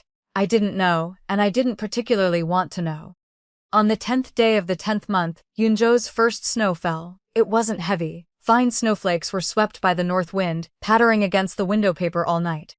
The next morning, when I pushed open the clinic door, the alley was already covered in a thin white layer. Several blood-red streaks hung from the bare branches of the crooked-necked jujube tree. The air was cold enough to sting the lungs. Winter in the north arrived early. October had barely begun and it was already this cold. It would only grow harsher in the 11th and 12th months. I had spent 8 years in Liangzhou, and knew all too well what frontier winter looked like: great winds and heavy snow sealing mountains and roads, grain unable to enter, wounded unable to leave. Every year people froze to death or suffered frostbite. Every year, medicine and doctors were scarce. At this time in previous years, I would already have been busy day and night in the general's mansion drafting winter clothing patterns, stockpiling medicinal herbs, purchasing charcoal, preparing cold-dispelling decoctions for each camp. Every single matter had to be settled within a month. One day late meant another batch of people suffering from the cold. Back then, I often worked until the latter half of the night, bent over ledgers drawing and calculating while the meal Qingwei brought cooled, was reheated, cooled again. This year, none of it concerned me. But I knew clearly. Not concerning me didn't mean I didn't care. In the Liangzhou military camps, those old soldiers Zhao Laoxi, Liu Danyu, and the several young soldiers who suffered frostbite every year, did they have enough winter clothes? Was the external injury medicine in the medical camp sufficient? Did the doctors Chen Wanning, brought from the capital, know that the most common ailment in northern winter wasn't wind cold but inflammation and suppuration after frostbite, which if untreated would rot an entire leg? I pressed these thoughts down, donned my cloak and went out. Today I was going to visit an old patient in the northern part of the city, an elderly lady surnamed Shu, over 70, who had suffered from rheumatism in her knees for years. When the weather turned cold, the pain kept her bedridden. While in Liangzhou, I had learned a set of moxibustion techniques from an old military doctor specifically for treating old cold legs caused by cold damp invasion. After half a month of treatment for Auntie Shu, she had improved considerably. After crossing 2 alleys, I noticed noticeably more people on the streets than usual.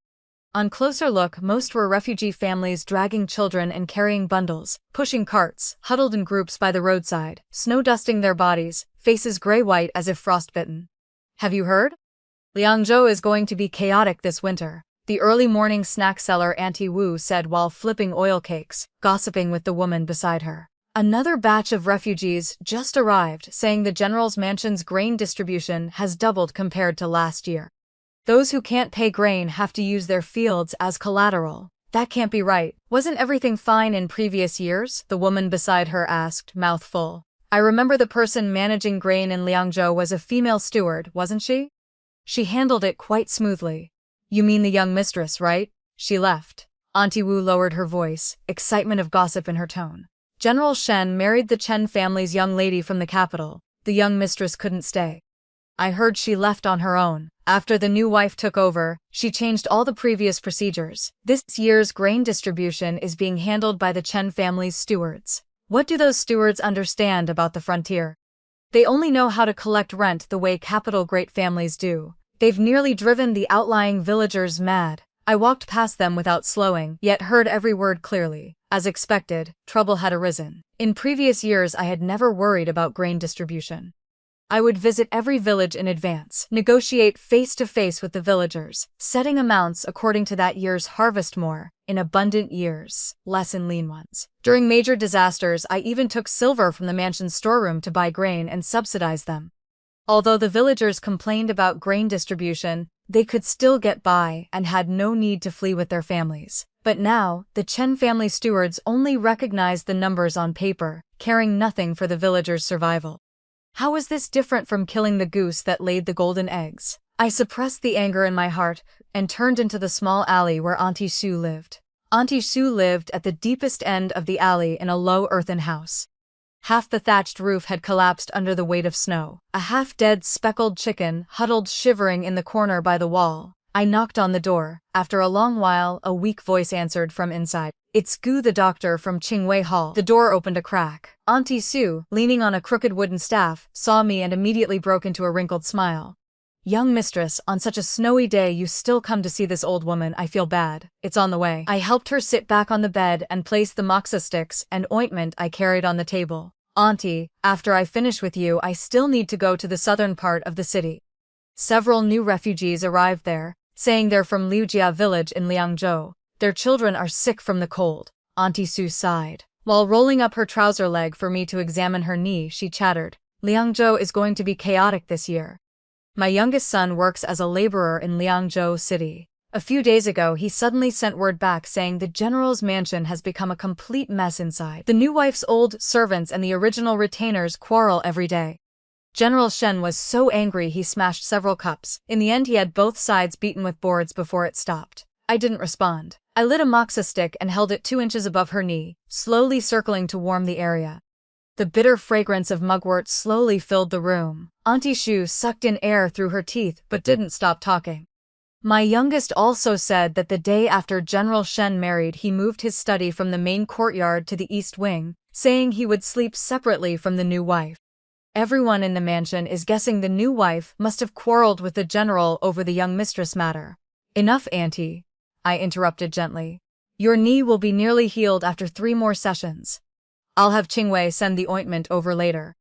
Apply it morning and evening. When I left Auntie Sue's house, the snow had stopped. Half a stick of incense later, the sun revealed a few pale rays through the clouds, making the snow on the ground glitter blindingly. I tightened my cloak and walked toward the southern part of the city through the half-melted snow. In the abandoned city god temple in the southern district, refugees from the Liangzhou direction were packed tightly. The temple door had long since disappeared. The dilapidated structure leaked wind from all sides. Dozens of people huddled together on piles of dry straw. Old people coughing, children crying, a chaotic mix. In one corner, several half-grown children gathered around a broken iron pot trying to light a fire. The scavenged firewood was damp. Black smoke rose, making everyone in the room rub their eyes. In the nearly 2 months I had lived in Yunzhou City, I had never seen so many refugees. Dr. Gu has come. Someone recognized me and called hoarsely. Several anxious-faced women immediately surrounded me, speaking all at once. My child has had a fever for 2 days. My mother-in-law's asthma is acting up badly. The head of the family has frostbite and can't walk. I listened to each one, examined everyone who needed it, distributed the medicinal herbs I had brought according to the number of people, and taught 2 young daughters-in-law who still had strength how to brew ginger soup and treat frostbite wounds. By the time I finished a round, the sky had darkened. Snow began falling again outside the temple. I squatted by the threshold, warming my hands over the fire basin, turning them repeatedly. My fingers were so stiff from cold I could barely hold a needle steady. A young woman holding a child sat down beside me and called softly, "Young mistress." I turned to look at her, around 20, ordinary appearance, holding a 2-year-old child, whose face was flushed from fever. After taking medicine, the child had fallen into a drowsy sleep. "Are you from Yunzhou originally?" I asked. "No." The young woman shook her head, her voice nearly swallowed by the wind outside. "We're from Liujia village in Liangzhou. We were getting by before. After paying grain each year, we still had some surplus. But this year, after the new steward took over, grain per moo more than doubled. My husband went to the general's mansion to reason with them, but was driven out before even entering the gate and kicked twice by the guards. He buried his head, voice beginning to tremble. Later, the Chen family steward said if we couldn't pay grain, we could mortgage the land deed to the general's mansion and redeem it after the next harvest. My husband refused. They brought soldiers and emptied the entire granary in front of the whole village. My mother-in-law was so anxious she fell ill on the spot and didn't survive. Several sparks flew from the fire basin and landed on my cloak. I didn't brush them off. "What about General Shen?" I asked. "Didn't he intervene?" The woman was silent a moment, then pulled a smile uglier than crying. "General Shen is at the front lines. He's at the front lines," she repeated. Tears suddenly fell. "But those stewards aren't outsiders. They were brought by his wife's family. He either can't manage them or doesn't want to. I don't know. I only know my mother-in-law is dead, our land is gone, and my husband is still lying in bed, his left foot swollen like a steamed bun. If it doesn't get better, I'm afraid we won't be able to keep it." I stood and patted her shoulder, then took the emergency golden wound ointment from the bottom of my medicine box and pressed it into her hand. "Apply it twice a day. When changing the dressing, use strong liquor, don't skimp. Tomorrow I'll have the hall send a batch of new medicine. You can take some back then." The young woman clutched the medicine bottle, lips trembling for a long while, then suddenly grabbed my sleeve. "Young mistress, take us to find General Shen. You're from the general's mansion, he'll listen to." "I'm not from the general's mansion." I gently withdrew my sleeve from her grasp, voice even. "The current general's mansion is ruled by the Chen family." The woman stared at me, the light in her eyes dimming bit by bit. When I left the city god temple, snow had already reached my ankles. The alley was empty, windows on both sides were tightly shut. Occasional dog barks echoed in the empty snow, sounding especially desolate. I walked alone through the snow, each step crunching loudly. The matter of Liujia village weighed heavily on my heart. That young woman's experience was not unique. Grain distribution doubled. Inability to pay meant mortgaging land. Going to reason meant being driven out and beaten. This wasn't preparing military supplies. This was devouring the countryside. But Shenzhou either couldn't manage it or currently lacked the power to. The rear was controlled by the Chen family's people. If he stood up for a few villagers, it would be tantamount to slapping the Chen family's face. And he had just married Miss Chen. He couldn't afford to offend the Chen family. This was the rule of great aristocratic families. The life and death of commoners, merchants and villagers had never counted in their eyes. Shen Zhao was perhaps not a bad person, but he had chosen to be part of this system. He married Chen Wanning and had to accept everything the Chen family brought, including those stewards who treated people as less than human. I turned it over in my mind for a long time. As I neared Qingwei Hall, I suddenly stopped at the alley entrance.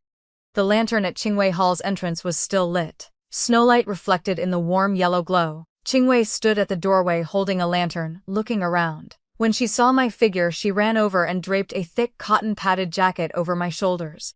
"Big Sister Tang, you must be freezing. The porridge is hot inside, come in quickly." I followed her through the door. The moment warm air hit my face, my nose suddenly stung. Not from grievance, a feeling I couldn't quite name. Back in the general's mansion, when I stayed up until midnight waiting for Shen Zhao to return, no one had ever waited at the door with a cotton jacket for me. Another half-month passed. It was already the beginning of the 12th month. After the snow month in Yunzhou, a large portion of the refugees in the city god temple had fallen ill. Every day before dawn, Qingwei and I ran over there. Qingwei Hall's medicine cabinet was nearly emptied.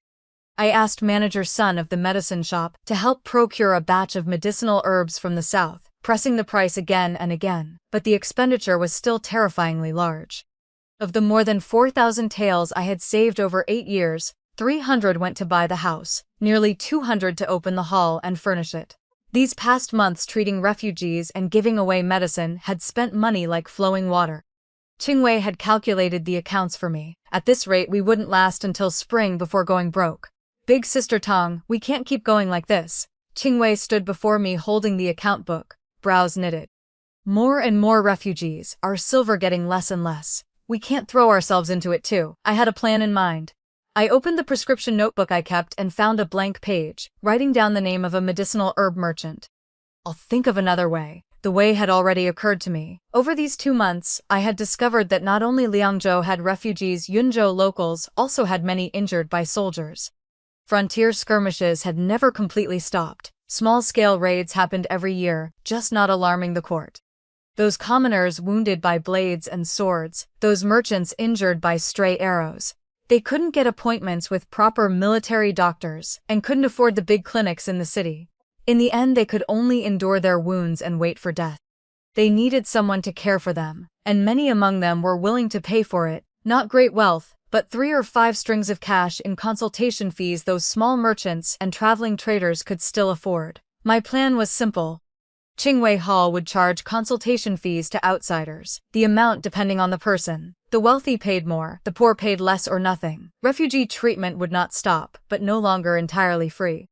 Those who could help by brewing medicine or cleaning the hall could offset fees. This way, the hall's income could at least maintain the turnover of medicinal herbs and prevent us from sitting and eating through our savings.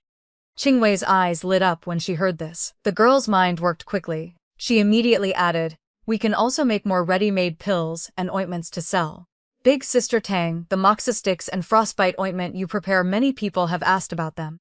Once we make them, we can set up a stall at the hall entrance. They'll definitely sell." She acted the moment she thought of it.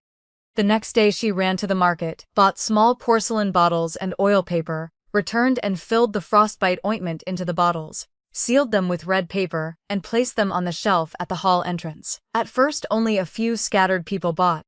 Within less than 10 days, word spread. Qingwei Hall's frostbite ointment worked wonders after application, far more effective than what other medicine shops in the city sold. Not only that, I also prepared batches of golden wound powder and cold dispelling pills, having Qingwei deliver them to several large merchant houses in Yunzhou City for consignment profits split 30-70. The shop managers were naturally delighted. They could earn a share without investing capital and incidentally bring customers to our door. Why wouldn't they agree? On the 8th day of the 12th month, I calculated the accounts. Last month's clinic income plus consignment silver, after deducting costs and refugee expenses, actually showed a surplus of over 20 taels. This was the first time since arriving in Yunzhou that I saw a surplus in the account. Qingwei was so happy she spun several circles in the pharmacy, insisting we eat dumplings that evening to celebrate. We can eat dumplings, I said, closing the account book, a smile tugging at my lips as well. But today we must first finish brewing the medicine porridge for that batch of refugees at the city god temple. I see there are still 30-odd people who haven't received any yet. Big Sister Tong, you really can't sit still, Qingwei grumbled as she entered the pharmacy. The moment we have money you want to spend it all. She was right, but I wasn't restless because I couldn't sit still. I understood the suffering of these poor commoners far too well. At 16, when my family fell into ruin, I had wandered with my mother, begging at every relative's door, tasting slammed gates and cold stares. I knew how little a single life was worth in the face of gold and power. Now that I possessed the skill, I would save one more if I could. That evening we were brewing medicinal porridge in the pharmacy when urgent hoofbeats suddenly echoed from outside. The sound halted in the alley, followed by frantic pounding on the clinic door so forceful the panels trembled. Qingwei set down her ladle and went to open it. The instant she drew the bolt, a gust of cold wind laced with snowflakes rushed inside. Outside stood 7 or 8 soldiers in dark armor, thick snow coating their armor, faces stiff with cold, breath condensing into white clouds in the biting wind. The lead soldier was tall and broad-shouldered, thick-browed and square-faced. Qingwei recognized him at a glance and called back to me. Big Sister Tong, it's Soldier Song. Soldier Song, the very man who had come last month to deliver Shenjiao's letter and taken my refusal back with him. He had returned. I set down my medicinal ladle, brushed the herb residue from my hands, and walked to the clinic entrance. The moment Soldier Song saw me, he dropped to one knee. His armor struck the threshold with a dull thud. The soldiers behind him followed suit, a clatter of plates ringing out. Young mistress, we beg you to return to Liangzhou. His voice was hoarse, lips cracked and bleeding as though he had ridden hard for days without pausing for water. The general is wounded. My fingers tightened on the doorframe. How is he wounded? Half a month ago the Hu launched a surprise attack on the western camp. The general led troops in pursuit and fell into an ambush. Soldier Song lifted his head, eyes bloodshot. The arrowhead had barbs. The military doctors dared not extract it, saying it had damaged tendons and veins. The wound has festered. He has burned with fever for 3 days and nights, muttering nonsense. He lowered himself further, forehead nearly touching the snow-dusted threshold. Madame Chen summoned 3 doctors from Liangzhou City. All said the arrowhead could not be removed. They told us to prepare for the worst. Young mistress, I know you hold resentment in your heart, but for the sake of 8 years, please, just this once, for the general. Snowflakes swirled through the open door on the wind, melting into dark patches at my feet. Shenjiao was wounded, barbed arrowhead, infected wound, high fever that would not break. I had served as army physician in Liangzhou for 8 years and treated countless blade wounds. The Hu arrows of the northern frontier were indeed vicious. Once the barbs hooked into bone and tendon, forcible removal would tear the main vessels. Leaving it in would cause slow rot and death. Ordinary doctors in Liangzhou City truly could not handle such an injury. But what did that have to do with me? Brother Song, I withdrew my hand from the doorframe, voice steady. Liangzhou City has military doctors. Madame Chen has summoned physicians as well. Whether I go or not makes little difference. It does. Soldier Song jerked his head up, voice nearly a roar. Those doctors won't even touch the wound. They say only you, young mistress, only you can extract this kind of arrowhead. Back then Zhao Laoxi's intestines spilled out and you sewed them back in. The general's wound is nothing to you. You must have a way. Qingwei stood by the door, still clutching the wooden ladle, brown medicinal broth dripping onto the threshold in tiny splashes. The little girl looked from the kneeling soldiers to me, lips parting as if to speak, then pressing shut again. I knew what she wanted to say. Qingwei's heart was soft. This girl I had once rescued from the roadside could never bear to see anyone beg me for help, yet she dared not open her mouth, because she knew what Shinjo had done to me. The snow fell thicker. Wind rattled the bare branches of the jujube tree at the alley's mouth. The soldiers remained kneeling in the snow, thin white powder, gathering on their armor, sinking into slush. No one moved. I regarded them in silence for a moment. Brother Song, answer one question for me. Ask, young mistress. Has the general's mansion distributed this year's winter clothing on time? Soldier Song froze, clearly not expecting the question. No, he said, voice dropping. He lowered his head, tone heavy. The western camp is still short 800 sets. The northern camp's cotton quilts haven't been gathered either. No one knows where the problem lies. Last year they arrived long before now. This year there's still no sign. The brothers are freezing so badly they have to huddle together for warmth, I asked again. What about grain and fodder? Soldier Song's head dropped lower. Grain and fodder have been cut off twice this month. And medicinal reserves? None. None at all. His voice was nearly swallowed by the wind. The medical camp is desperately short. The military doctors don't even have proper hemostatic powder left. I stood in the doorway, northern wind and snow lashing my face, cold piercing to the bone. 800 sets of winter clothing short. Grain cut off twice. Not even enough hemostatic powder. This was the result of Madame Chen Chen managing the general's mansion for only a few months. Brother Song. I crouched down, meeting his frostbitten face. I can return to save Xinjiao's life, but I have conditions. Soldier Song's eyes lit up instantly. Whatever conditions you name, I'll agree. First, restore all logistics for grain and fodder, winter clothing, and medicinal herbs to the procedures I established last year. The Chen family stewards are to return to wherever they came from and leave military supply scheduling immediately. Second, return every land deed forcibly seized from Liujia village to its original owners within 3 days. Convert the confiscated grain into silver at market price and compensate the villagers in full. Third, I met his eyes, each word deliberate. I am not returning to stay. I am going to clean up the general's mansion's mess. Once it is done, I leave. I will save Xinjiao's life, but I need no thanks from him. I will never set foot in that mansion again, not even half a step. Soldier Song knelt in the snow, body trembling faintly. After 6 years at Xinjiao's side, he understood what these conditions meant. Xinjiao would have to draw a hard line between his newlywed wife of less than 3 months and the entire Chen family. Yet he did not hesitate. How long until you go speak with the general? He rose, legs shaking so badly they nearly buckled, yet he stood ramrod straight. Young mistress, if you are willing to return, the general will certainly agree. I don't want his verbal agreement. I want him to write it down in black and white before the entire army's officers and seal it with his general's stamp. I swept the snow from the threshold, turned and stepped back inside the clinic. I took the cloak hanging behind the door. Qingwei immediately set down her ladle and ran into the pharmacy to pack the medicine chest swift, decisive, not a single wasted word. She wrapped surgical blades and needles in oil paper, bottled golden wound medicine, hemostatic powder and strong liquor, then tucked a razor-sharp dagger at her waist. Within the time it takes to drink half a cup of tea, I was already mounted on the horse Qingwei had brought.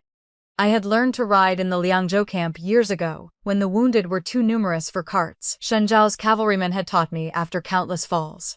I reined in the horse and glanced back at her. Stay in Yunzhou and watch the clinic.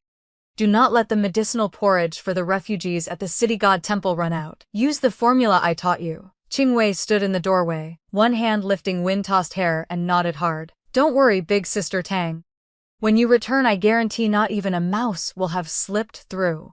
A crack of the whip and the hooves shattered the snow-packed alley. Soldier Song and his men followed.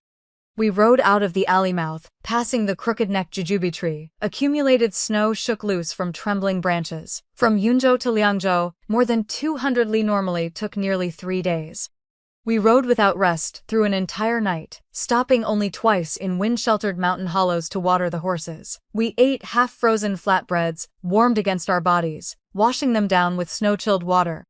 At dawn the next day, the gray walls of Liangzhou city finally appeared on the horizon. The walls were the same walls, squatting on the snow plain. When I left more than 8 months ago, the outskirts had still been autumn's withered grass stretching to the sky. Now everything was blank white, even the moat frozen into lumps of ice. The guarding soldiers spotted me, stared for a long moment, then hurriedly opened the gate. Their faces held disbelief, mouths opened and closed several times before one finally shouted, "Young mistress." It really is, the young mistress returned. I gave no reply. I spurred the horse through the gate and headed straight for the general's mansion. The street before the mansion gates looked exactly as it had when I left.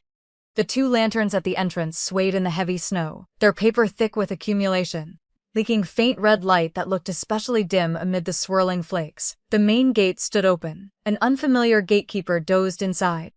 Soldier Song leapt from his horse first and kicked the man awake. The gatekeeper opened his eyes, saw us standing in the snow with blood on our clothes, froze for a heartbeat, then scrambled inside, shouting as he ran, "The young mistress has returned." I did not enter through the main gate. I circled around to the west wing courtyard. The side door I had once unbolted myself. The door was the same door. Rust-red iron filings clung to the bolt. It creaked with familiar protest when pushed open. The West Wing courtyard looked unchanged, only neglected. Snow lay unswept in the yard, withered grass poked through. The old locust tree in the corridor had shed every leaf. Icicles hung from bare branches, swaying gently in the wind. A hole gaped in the window paper, apparently torn by wind and never patched. Bird droppings had accumulated on the sill, also uncleaned. Clearly no one had tended this courtyard since I left. Soldier Song led me straight to the easting room, where Shen Zhao lay recovering.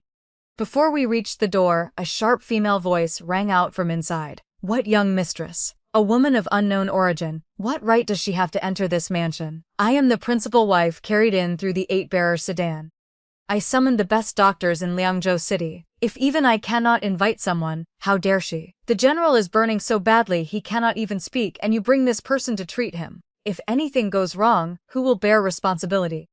How many people has she even treated? She does not even run a proper medical hall." An old servant's voice murmured something placating, but the woman's voice only rose higher. Outside, the soldiers exchanged uneasy glances.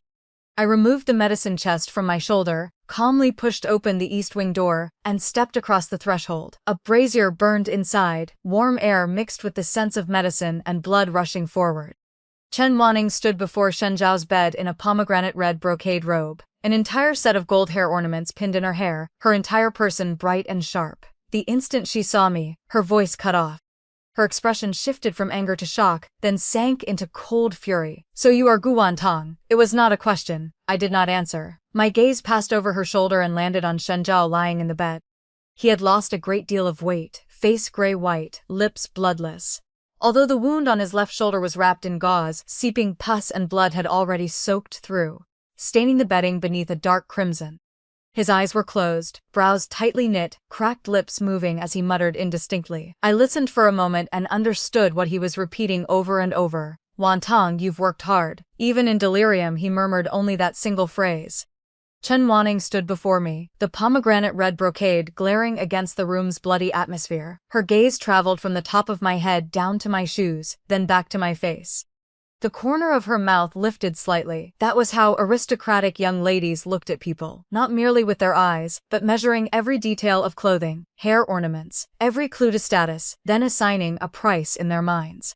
"You are Guan Tong," she repeated, voice more certain this time, ending on a faintly superior upward lilt. "Soldier Song went to Yunzhou to invite you without my permission. The general's condition is critical. He cannot withstand outsiders of dubious origin stirring trouble." She bit the words, dubious origin, with particular clarity. I ignored her. I walked straight to Shen Zhao's bedside, set the medicine chest on the low table, opened it, and took out strong liquor and a blade. The blade gleamed coldly in the candlelight. I wiped it inch by inch from tip to hilt, with a cotton pad soaked in liquor. "What are you doing?"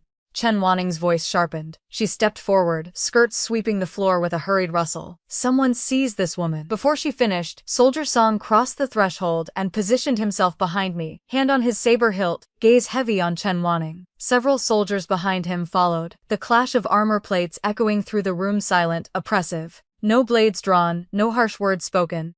Those few silent stares alone declared their stance. Outrageous. An old servant rushed forward from the side, shielding Chen Wanning, pointing at Soldier Song and shouting, "You coarse brutes. This is our Chen family's legitimate young lady, the principal wife of the general's mansion.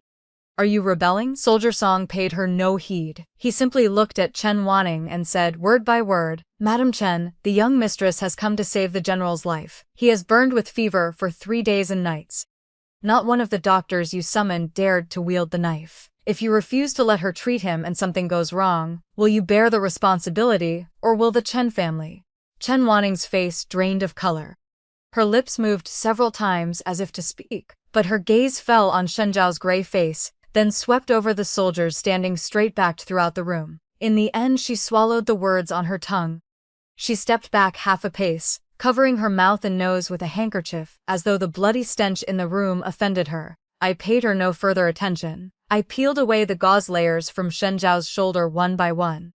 The bottommost layer had adhered to the wound. Dried pus and blood had formed a hard black-brown crust. Removing it tore away a strip of rotting flesh. Shen Zhao groaned in unconscious pain, brows knitting tighter, body twitching once. The wound sat in the hollow of his left shoulder. The arrowhead had embedded between collarbone and shoulder blade. The surrounding flesh was swollen and shiny, skin purple-black, rotting meat curled outward, yellow-green pus seeping free. The sweet stench of decay mixed with the sharp bite of liquor. The old servant behind Chen Wanning retched on the spot and clutched the doorframe to keep from collapsing. I picked up the liquor bottle and told Soldier Song, "Hold him down." The moment the liquor poured over the wound, Shen Zhao's entire body jerked upright. Fever-dazed, his eyes flew open but did not focus. A hoarse, animal roar tore from his throat like a beast trapped in a snare. Two soldiers pinned his shoulders. He struggled briefly, then his head lolled and he sank back into half-unconsciousness, lips moving in broken, indistinct syllables. "Wan Tong, don't go." The voice was soft. Yet in the silent room everyone heard it clearly. Chen Wanning's face turned from white to iron gray. I did not look up. I inserted 5 silver needles in sequence around the wound to stop the bleeding, then lifted the blade I had sterilized in liquor.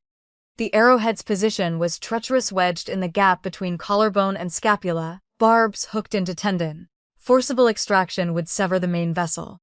I cut along the shaft, blade tip lifting away rotting flesh to expose white bone fragments and the iron-gray arrowhead embedded in the bone seam. Sweat beaded on my forehead and trickled down my temples. Qingwei was not here. No one wiped it away. I tilted my head and wiped it on the cloth at the bedside. Fresh blood welled up, soaking the gauze in my hand and half my sleeve. At some point, the space outside had filled with people's soldiers, servants, elderly retainers of the mansion, military doctors who had rushed over upon hearing the news crowded at the door and windows, craning their necks to peer inside. No one spoke. Only the faint sound of my blade slicing flesh and Shen Zhao's occasional pained groans could be heard. Chen Wanning stood in the corner, handkerchief twisted into a knot in her hands, the last trace of aristocratic composure gone from her face. Was she not Shen Zhao's principal wife? Was she not the legitimate daughter of the Chen family? Yet now everyone in the room looked not at her. The worry in the soldier's eyes at the door was not for her. The name Shen Zhao had murmured in delirium was not hers. In that moment I saw something familiar in her eyes, the humiliation of being excluded. Just as I had felt when I first saw that marriage contract. But I had no time to pity her. The blade tip had reached the base of the arrowhead. I drew a deep breath, used the back of the blade to gently press the barbed wrist, applied a precise twist, and in the collective held breath of the room, extracted the entire arrowhead along with bone fragments and shattered bone shards. Metal clinked crisply into the copper basin. The soldiers outside exhaled as one. Several men's eyes reddened on the spot. Soldier Song wiped sweat from his face, lips trembling too much to form words. Next came cleaning the wound, suturing, applying medicine, and bandaging procedures I had performed countless times, so familiar I could do them with eyes closed. By the time I tied the final knot and rewrapped the wound in clean gauze, 2 hours had passed. When I straightened, my spine cracked twice. My fingers ached so badly I could barely open them. Shen Zhao's high fever had not yet broken, but the wound no longer oozed pus and blood. The gray pallor on his face had lightened slightly. His breathing gradually steadied, cracked lips finally closed, no longer muttering those indistinct syllables. I walked to the copper basin and washed my hands. The water had gone cold. Blood had clotted into dark red flakes at the bottom. I soaked my hands and scrubbed again and again until the blood beneath my nails was gone, though my fingertips remained pale and wrinkled. "Brother Song," I dried my hands and turned to the soldier standing beside the bed. "The arrowhead has been removed and all rotting flesh cleared. Change the dressing once tonight and once tomorrow afternoon using the formula I left. If the fever breaks by tomorrow evening, he will be fine. If not," I draped the towel over the basin stand, folded it neatly, and set it on the rim. "Then please summon other doctors from Liangzhou City." Soldier Song nodded repeatedly, but his expression stiffened the instant my words ended. He had understood my meaning. I would not stay. Once Shen Zhao's fever broke and he was stable, I would leave. "Young mistress," his voice cracked with urgency. "Will you not wait until the general wakes? The first thing he will do is look for you." "Then let him look." I picked up the medicine chest, took the cloak from the chair back, and draped it over my shoulders. "He has looked for me for 8 years already. One more time will not matter." The east wing door remained open behind me. The soldiers gathered outside parted automatically to form a path. I walked through them. When I reached the west wing courtyard, I paused, glancing back once at the room I had lived in for 8 years. The window paper was torn, snow piled on the bird droppings layered thick. The old locust tree stood bare in the yard, its trunk scar still visible, half covered by snow, revealing a blackened section. I did not linger. I strode quickly through the side door of the west wing. As I mounted my horse, hurried footsteps sounded behind me. Soldier Song chased after me, slipping and sliding in the snow, holding something aloft. Mistress, wait! I reined in the horse. He ran up, panting, and thrust the paper toward me. I looked down. It was a military order stamped with the general's seal.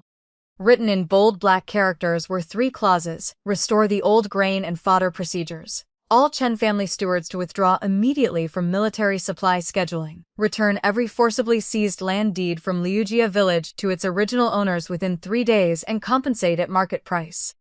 At the bottom, Shenzhou's general's seal and the seal of the Liangzhou military formation. The ink was still wet. The general wrote this before departing on campaign, Soldier Song gasped. He instructed me. If he did not return, this paper would stand as his life.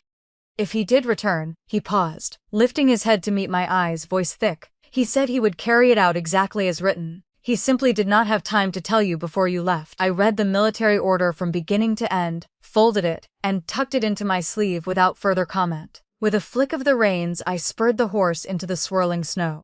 By the time I rode out of Liangzhou's city gate, the sky had already darkened. The guarding soldiers on the watchtower called from afar, "Young mistress." Their voices tangled in the howling wind and snow. I raised a hand in farewell and, with the 2 soldiers, galloped toward Yunzhou. The snow had not stopped. If anything, it fell thicker. Northern wind drove snow pellets into my face like fine grit. The horse's breath came in great white clouds. Hooves lifted from snow and sank again with every difficult step. The outward journey had been rushed one night to Liangzhou. The return was far slower. Wind and snow were heavy. The horses were exhausted.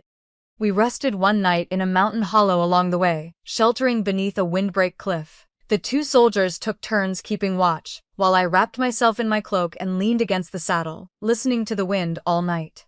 At first light, the snow finally ceased. We set out again, following the half-buried official road toward Yunzhou. The wilderness on either side stretched white and empty. Not even a bird could be seen. Between heaven and earth, only the sound of hooves on snow remained.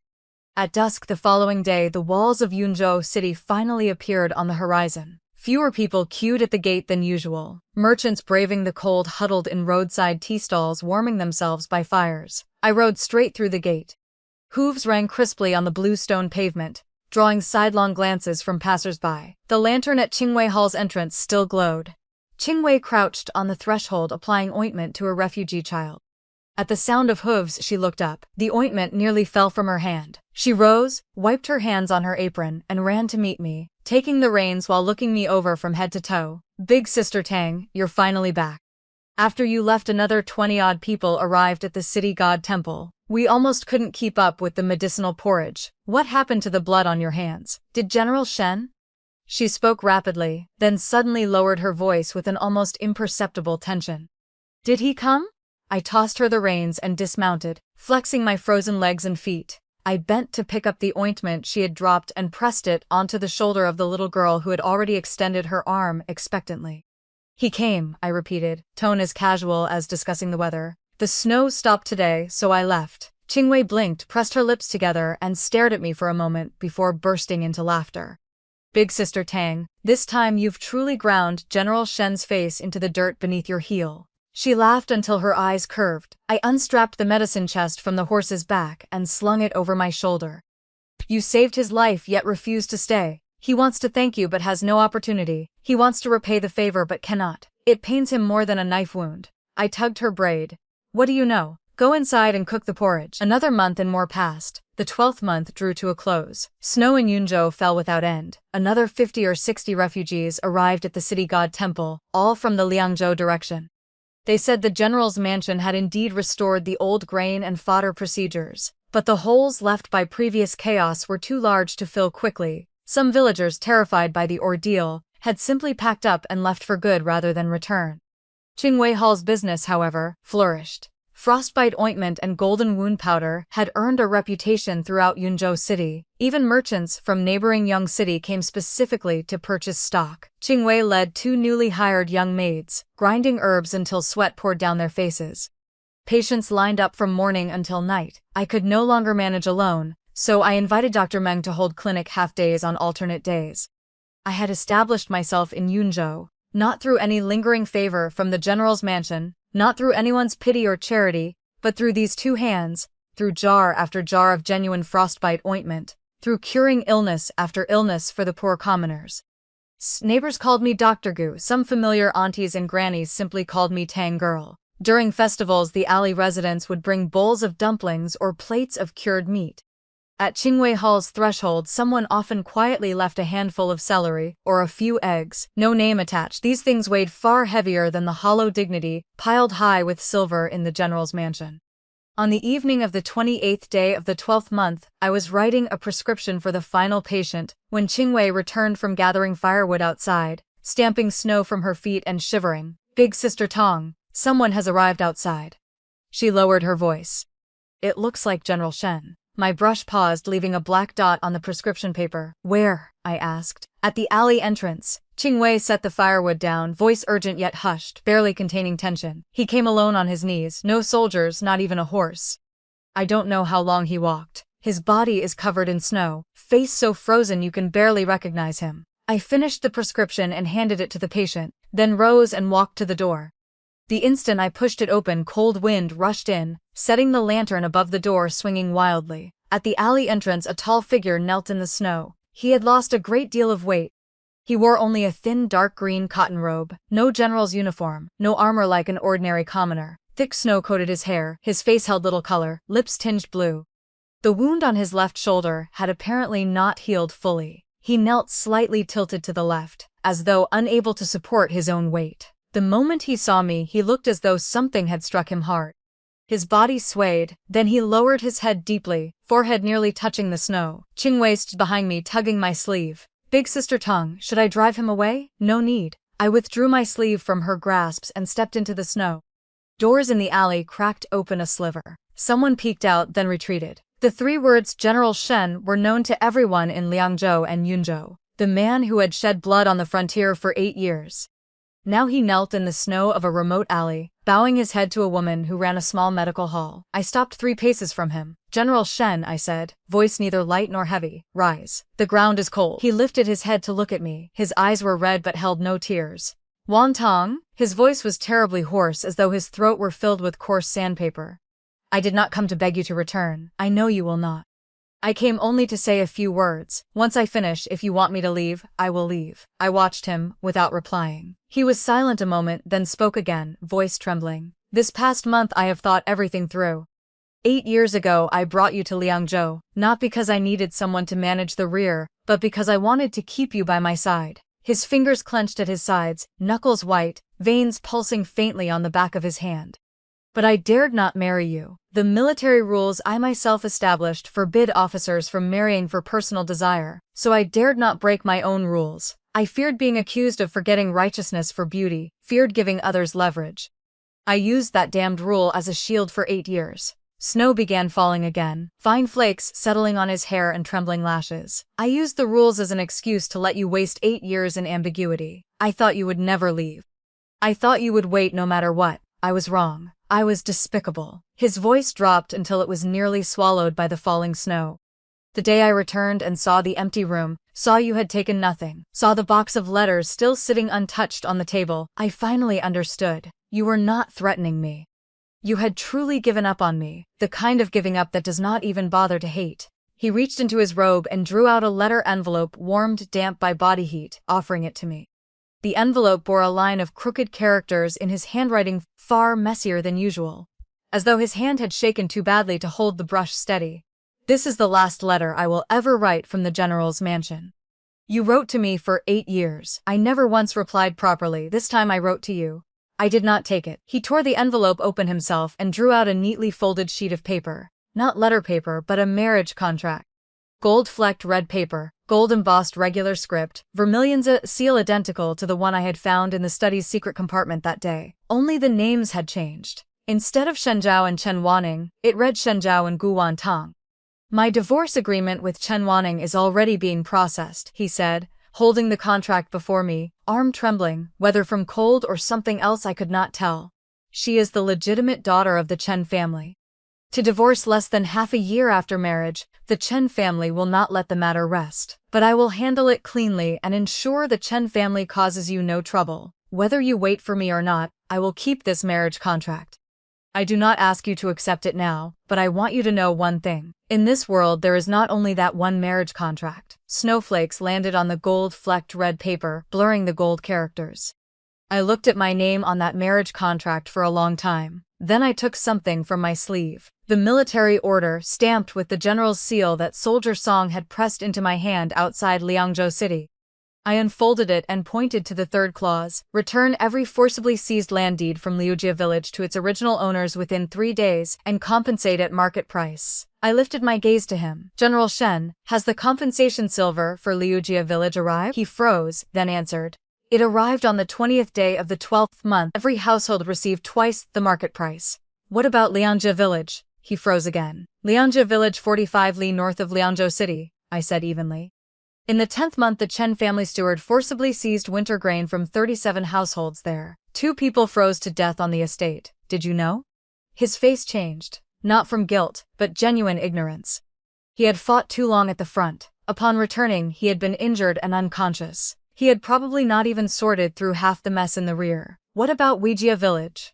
Baogu village? Xiaolutun? I folded the military order and returned it to my sleeve, each word falling like a stone. Every one of these villages suffered grain seizures. Your military order mentioned only Liujia village. But the villages your wife's family harmed are not limited to Liujia village. I stepped forward, closer now, close enough to see my reflection in his eyes. You said you were wrong. You said you were sorry to me. I heard all of it. But what you owe me, Shenzhou, is not only you. What owes me is the entire aristocratic system behind you, respecting the powerful, matching doors and households, merchants being base, women disposable. It took me 8 years to crawl out of that system. You want me to return? With what? A marriage contract? A single I was wrong? I drew my cloak tighter. Snow settled on my shoulders, quickly forming a thin white layer. Go compensate every village outside Liangzhou City that suffered grain seizures. Go make the Chen family stewards vomit up every tale of military silver they swallowed these years. Go tear apart that system that divides people into 9 ranks and show it to me. When that day comes, come speak the words I am sorry to me again. I did not look at him again. I turned and walked toward Qingwei Hall. Behind me came the sound of him rising, snow crunching underfoot. He took 2 steps forward, then stopped, as though some force had pinned him in place. Wantong. His voice drifted in the snow, yet every word seemed squeezed from his chest. Even if you never forgive me, I accept it. But remember what I said today. I will keep this marriage contract for a lifetime. My steps did not slow. I pushed open the door of Qingwei Hall. Qingwei stood inside, still clutching the wooden ladle for stirring porridge. She looked at my face, then at the figure still standing in the snow at the alley entrance. Her mouth opened and closed several times before she finally managed. Big Sister Tang. The porridge is ready. Then served 2 bowls. I hung my cloak on the hook behind the door, washed my hands in the copper basin and sat behind the long consultation table. I opened today's unfinished prescription notebook. 1 bowl for yourself, 1 for me. Extra ginger. Qingwei carried the porridge over. I accepted the bowl and held it in both hands. The warm porcelain pressed against my palms, slowly melting the chill I had brought back from the snow. Outside the window snow continued to fall. Qingwei glanced out while holding her own bowl and muttered, "This snow looks like it will last until tomorrow." "Let it fall," I said, blowing on the steam rising from the surface. "No matter how heavy, it cannot break the jujube tree's branches." That night, Yunzhou City received another full night of goose feather snow. At first light the next morning, I pushed open the clinic door. No one remained at the alley entrance, only 2 faint knee prints in the snow, half covered by fresh flakes, their outlines still vaguely visible. Qingwei took a broom to clear the snow at the entrance, and stared at those prints for a long while. When she returned, she said, "Big Sister Tang, he's gone." I flipped the medicinal herbs over and spread them anew, then sat back behind the consultation table and opened a fresh page of the prescription notebook. I lifted my brush and wrote the date, 48th year of Qianyuan, 1st day of the 1st month. Sunlight filtered through the window paper, falling across the page and across the hand that held the brush.